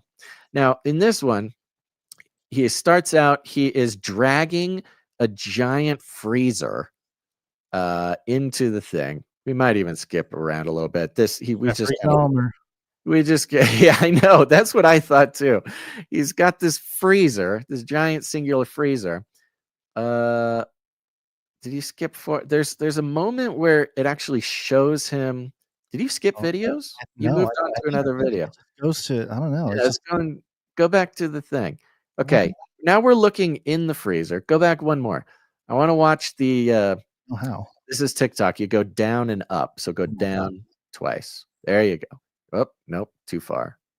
Wow, that's kind of weird. You have like a different. Go back to the grid. Sorry about doing this. Go back to the grid. Click on his face right there. That one. There you go. This is the freezer one. Click on that. There you go. Skip forward a little bit because we're gonna watch him bring a freezer. We want to be inside the dark, scary room. It's about in the middle. Go to the middle of the timeline.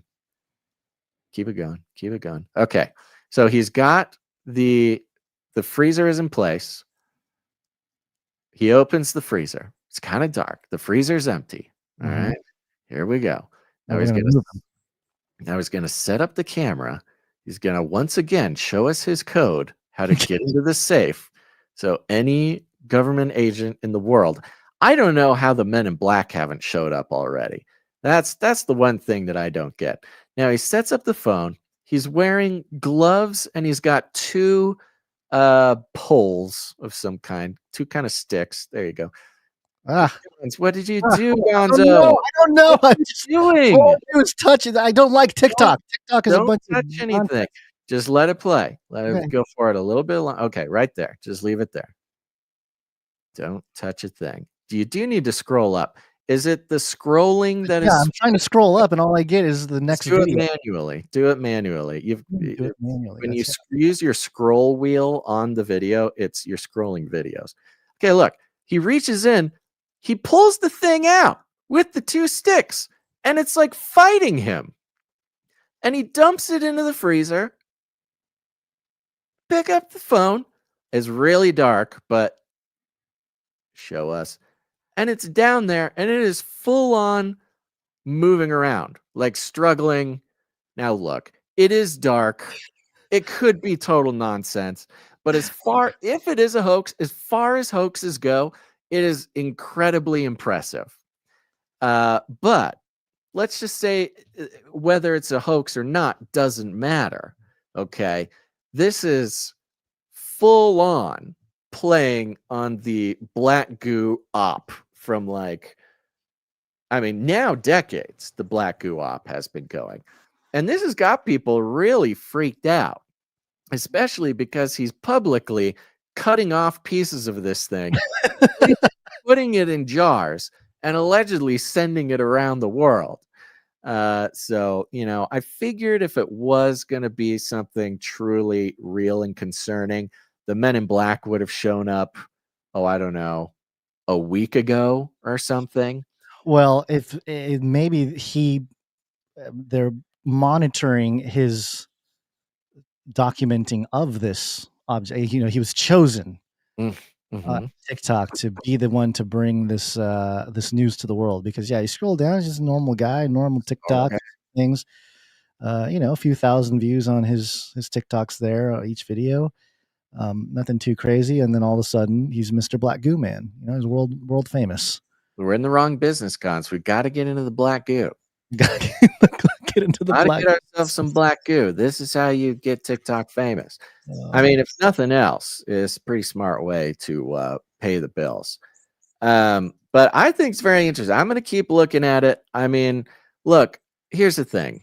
Immediate response, nice hoax. Good job making that money. Getting millions of views on TikTok, he's making some money for sure. Yeah.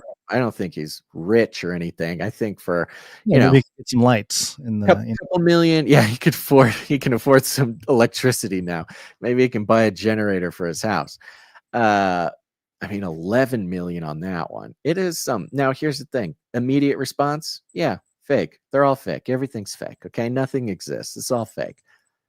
But at 2025, with all the craziness we've seen, Susie Cute says graphene oxide.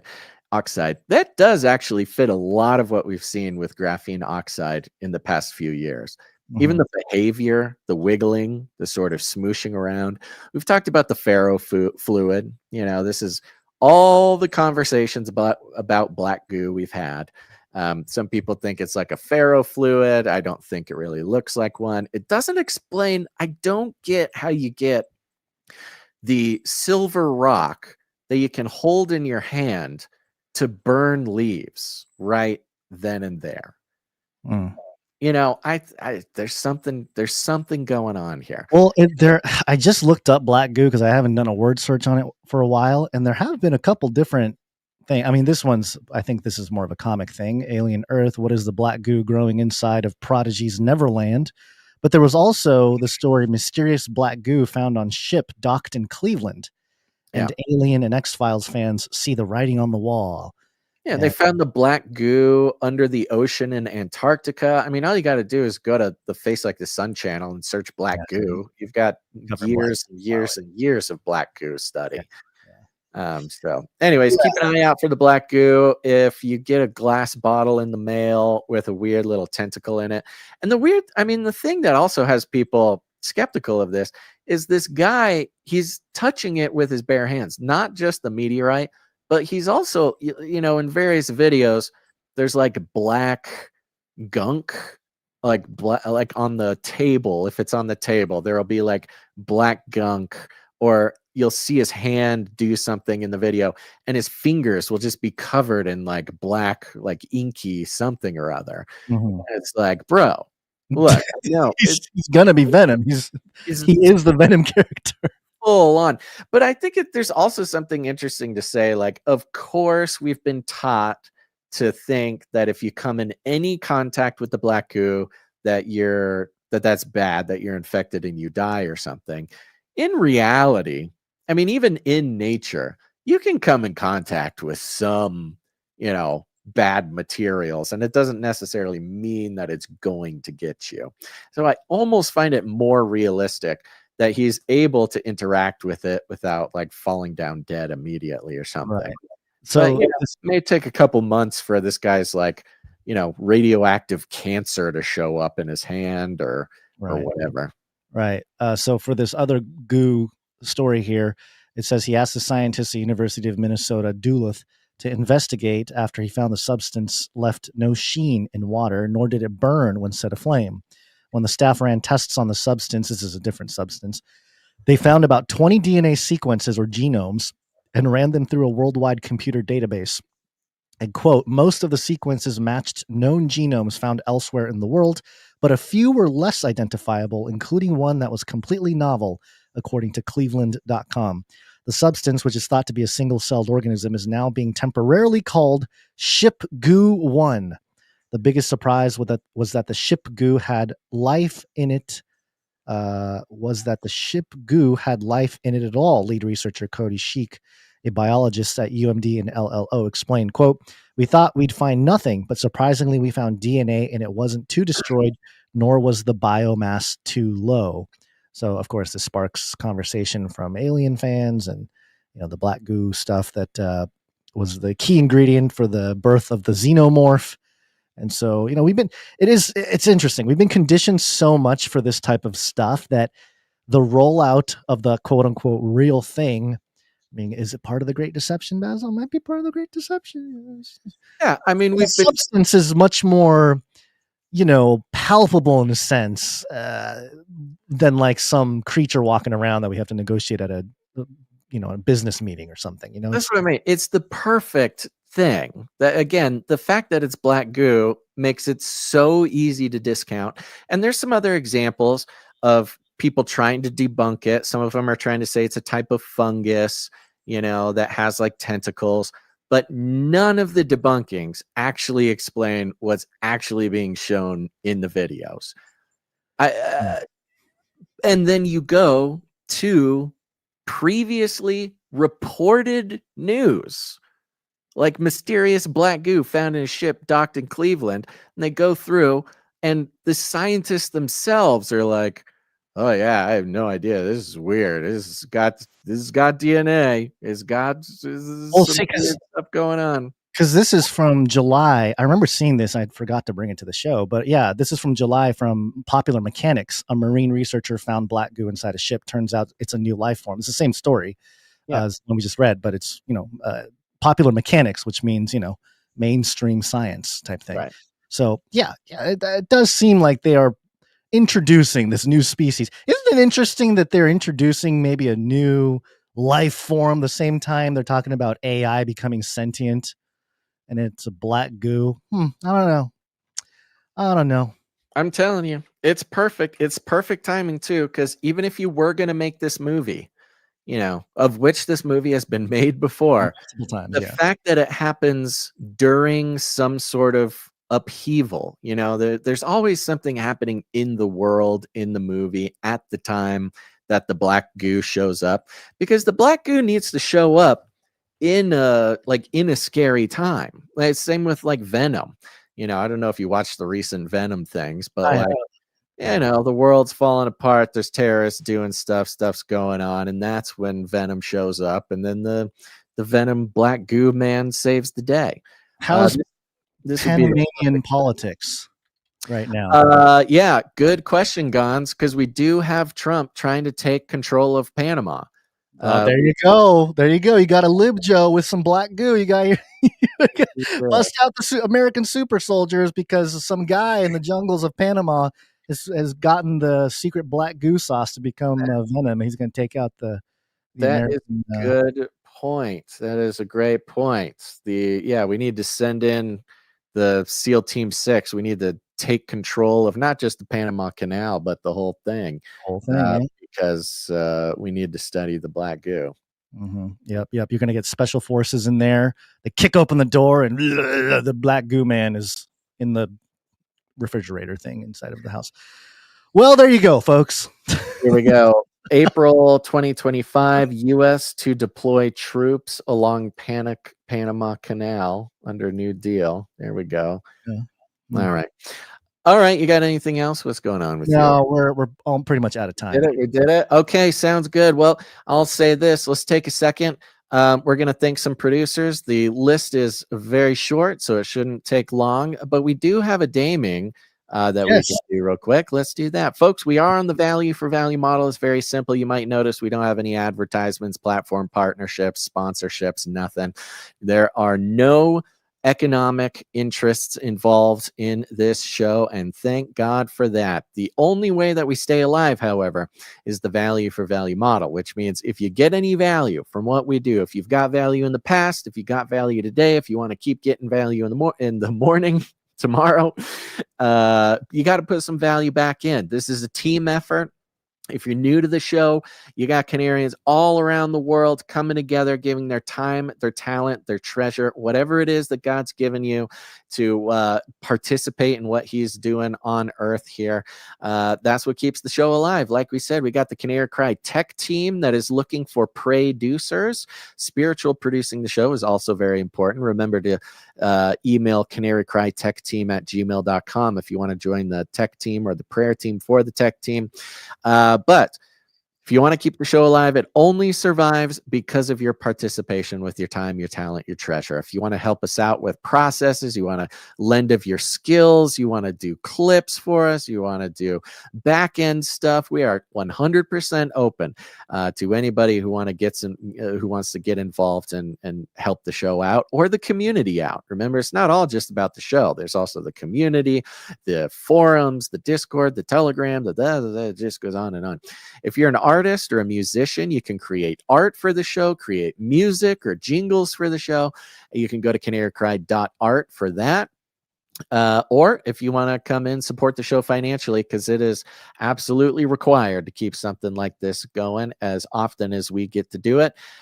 You can go to canarycry.support to go ahead and do that. Go to canarycry.support. Are you trying to start with the daming guns? Is that why you have this up here? I thought that's Let's thank the producers, and we'll do the daming at the end. Okay. Because, folks, I mean, there is the Canary Cry Roundtable of Knights and Dames. You know them, you love them. Those are producers who come in.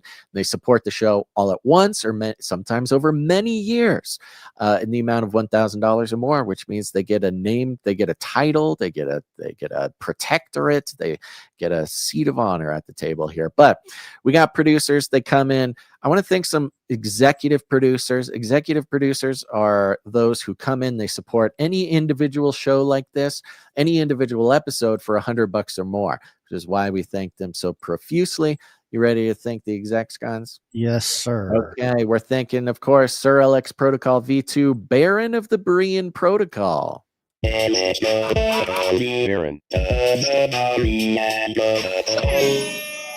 He Thank comes you, in, Sir LX supports the show for $100.33. It's on a 425 episode streak and a 79 episode executive producer streak. Thank you, Sir LX Bleep, blop, bloop, bloop.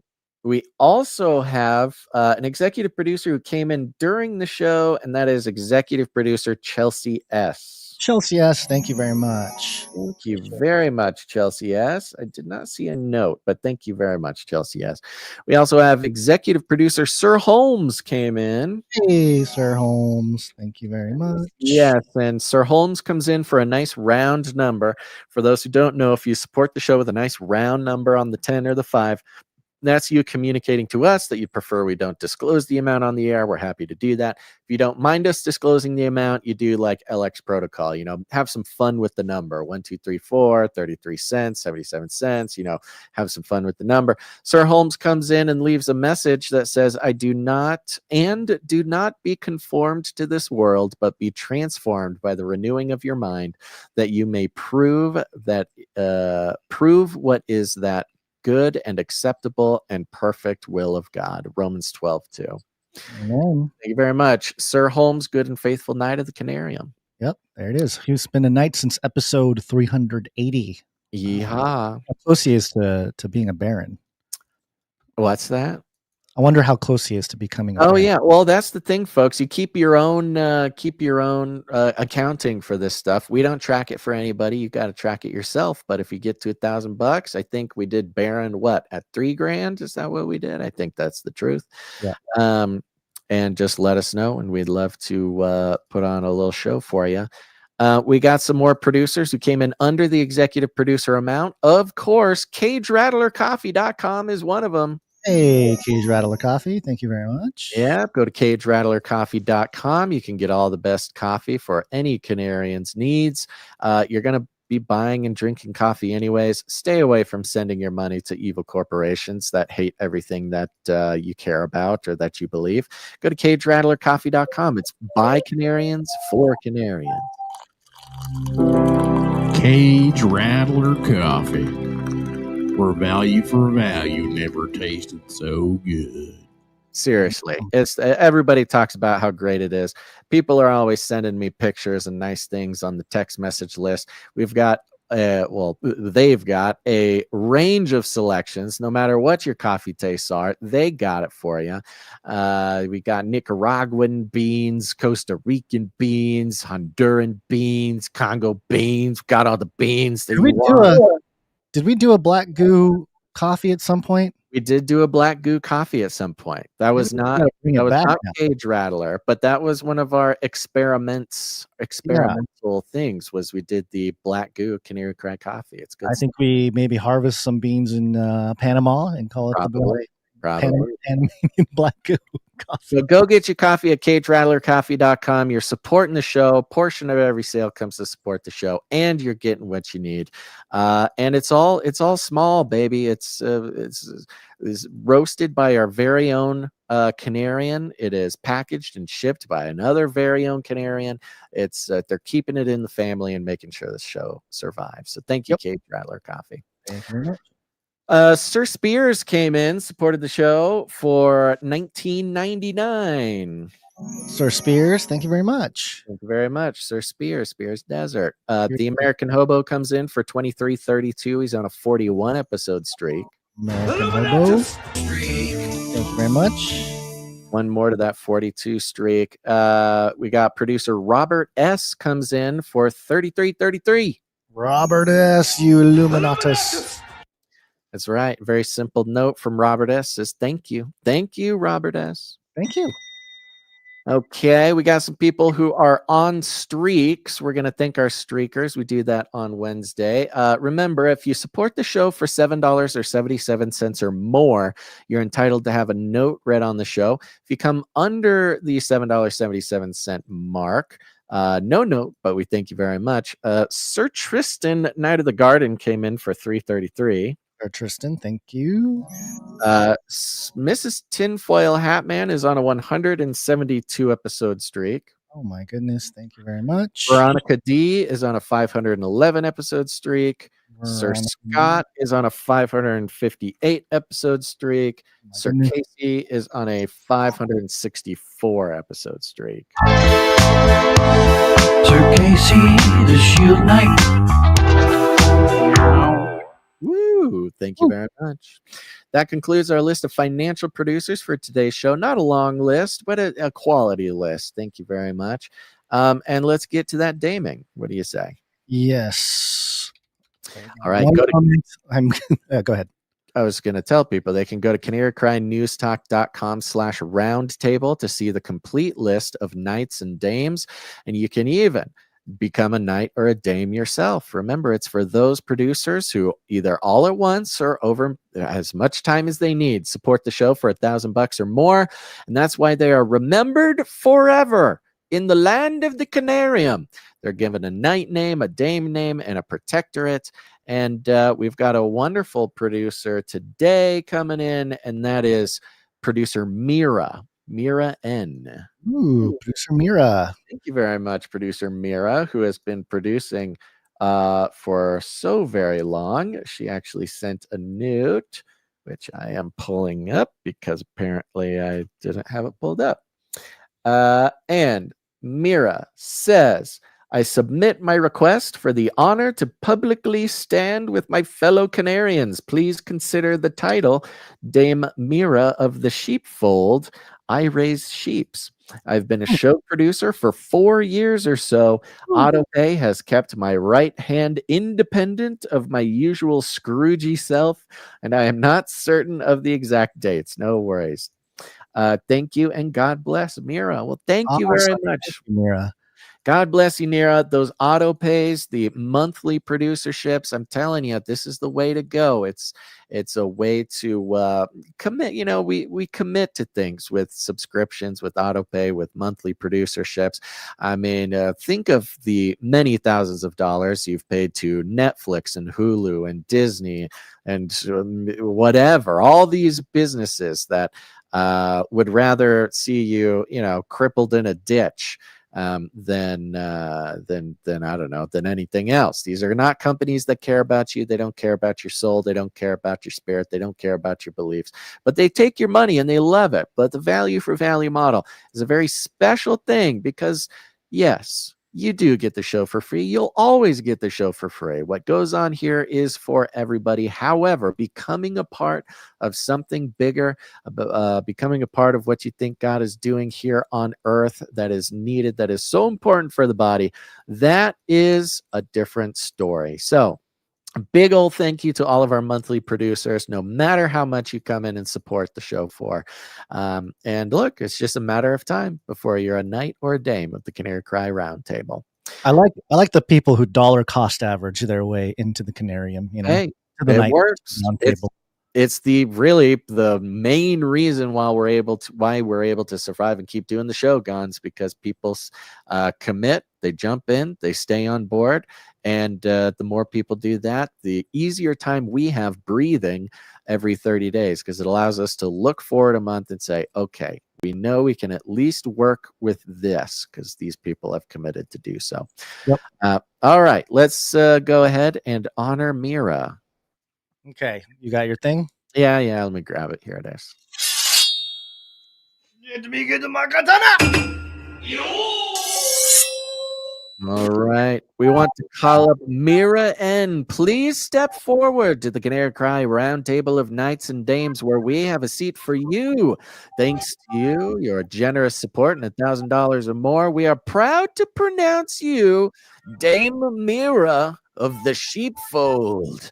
Please join us at the Canary Cry Roundtable, where we have the belt of truthful truthiness, breastplate of righteous righteousness, custom fit Birkenstocks to carry forth the gospel of peace, the shield of ferocious faith, the helmet of substantiating salvation, the supernatural sword of the spirit, and of course, adorable samurai babies, infinitely cute kitties for cuddling. And if you're hungry, we have the fancy feast, wet food, carved Cosmo, the crisper cow, and of course, fried warmacorns. Welcome to the Canary Cry Roundtable of Knights and Dames. Dame Mira of the sheepfold.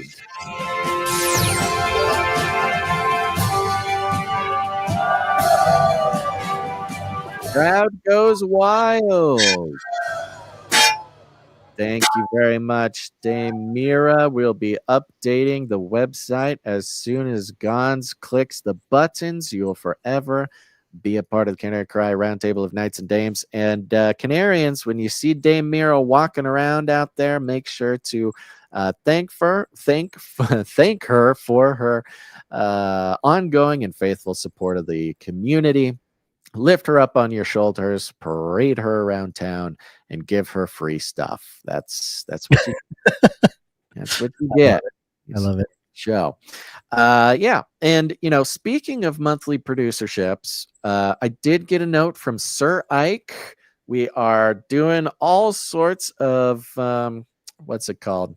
Administration stuff, getting ready, the new supply drop to go out, and the T-shirt council. And there's a very important notice to go out, which is if you're a supply dropper or a T-shirt council member, if you need to update your shirt size or your shipping address, do it right now. Do it today.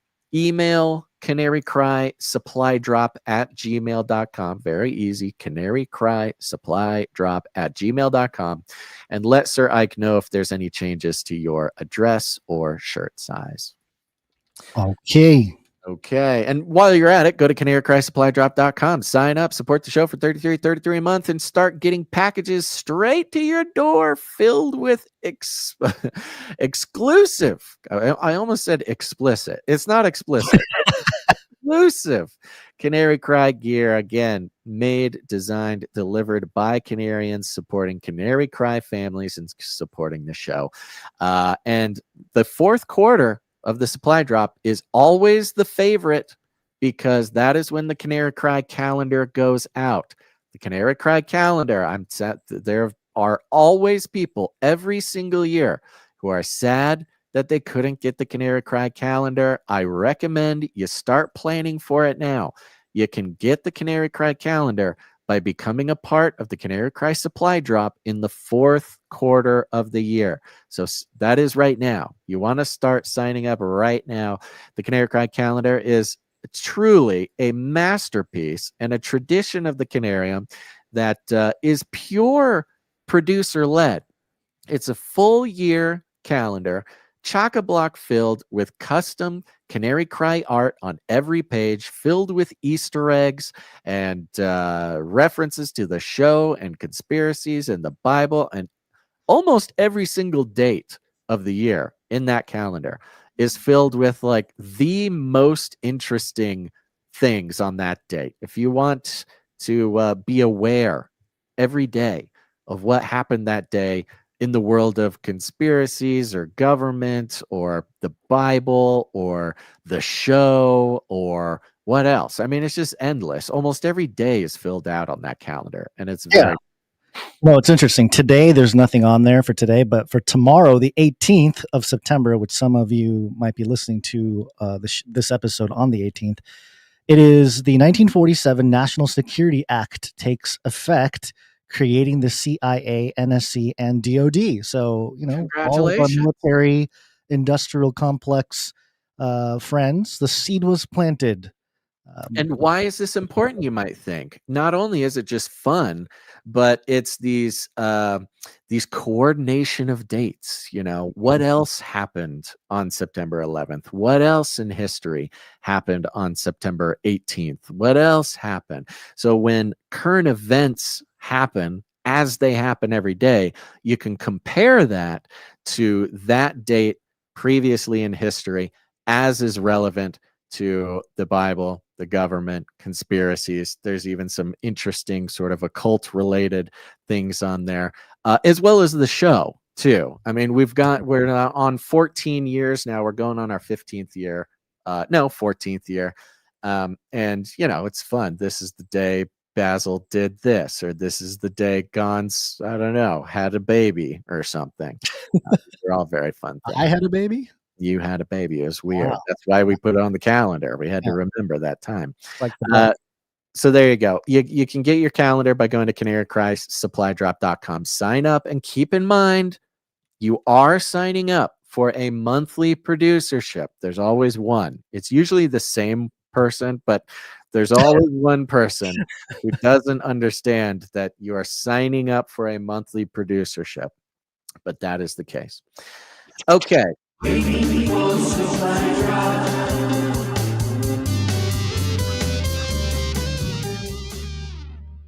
All right. Other than that, thank you to our producers. We got some producers who help us out with their time, most specifically the timestampers. Thank you, timestampers. Thank you, timestampers. Timestamp, it's hard work. Timestamp. And we are thanking the timestamper that is Jade Bouncerson for episode number 876. Thank you very much, Jade Bouncerson. Jade Bouncerson, of course. Thank you, Jade. Thank you to Jam for heading up the Telegram channel. Thank you to Adam42 for the Discord channel. If you want to join in, and I recommend you do, you want to make connections with other Canarians. If you're a Telegram person or a Discord person or want to become either of those things, go to canarycry.party. You'll see the buttons. You can link there. Sorry, you can join the whatever invite link, I guess. Thank you to Joe for the feedback. Thank you to Clink for clanking. Thank you to Sir Ike for everything you do. And other than that, share the show. Today, we're sharing the show, folks. I've decided we're going to start sharing the show. So you now have my permission after all these years to go ahead and share the show with your friends, your family's friends, your friend's family, your dog, your cats, your goo, your black goo, the twitching, breathing, black tentacle. Oh, that's what the guy should do. He should start reading scripture to the goo to see how it responds. That is what he should do. If it's a godly goo or if it's an antichrist goo. He needs to start playing out loud on his phone Canary Cry News Talk to the goo and see how the goo reacts. So if you're out there, you have some goo, tell the goo about the podcast. We call it rattling cages, and all you got to do is walk right up to him, grab him by the cage, and then you shake it. The end of the world occurred pretty much as we had predicted. I want to shake things up, stir up some controversy, rattle a few cages. Hey, stop that! Don't ever silence me. I'm the last angry man, a crusader for the little guy. Leave the bird alone. Never. Rattle a few cages. Rattle a few cages. The human race will have every opportunity to improve. And if they don't? Ask Noah. That's right. Just ask Noah. Gons, any last words? I don't think so. Appreciate everybody. Thank you very much for being here. Please share the show, I guess. Yeah. Also, hit that like button. Hit the bell button. Yes, interact. Do the Max thing. Engage on social media, especially X. Come on, X. Let's get this X account going. Don't leave without hitting like. Don't leave without making sure you're subscribed to the channel. You know the deal. Come on, do your part. You got to click the buttons, folks. And that's about it for today. Thanks for listening to Canary Cry News Talk. Please make sure to tune in next time. But until then, think outside the cage. Okay? Okay. Yep. This is the United States of America, for God's sake. I will keep you warm and safe, and my people too.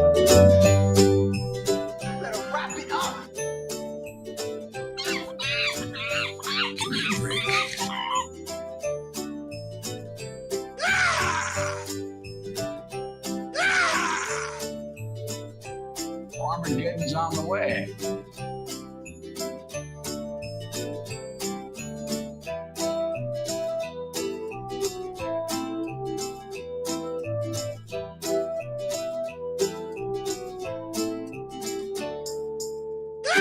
Remember, reality is an illusion. The universe is a hologram. Buy gold. Buy! Value for value. We take no money from corporations, commies, or cartels. Canary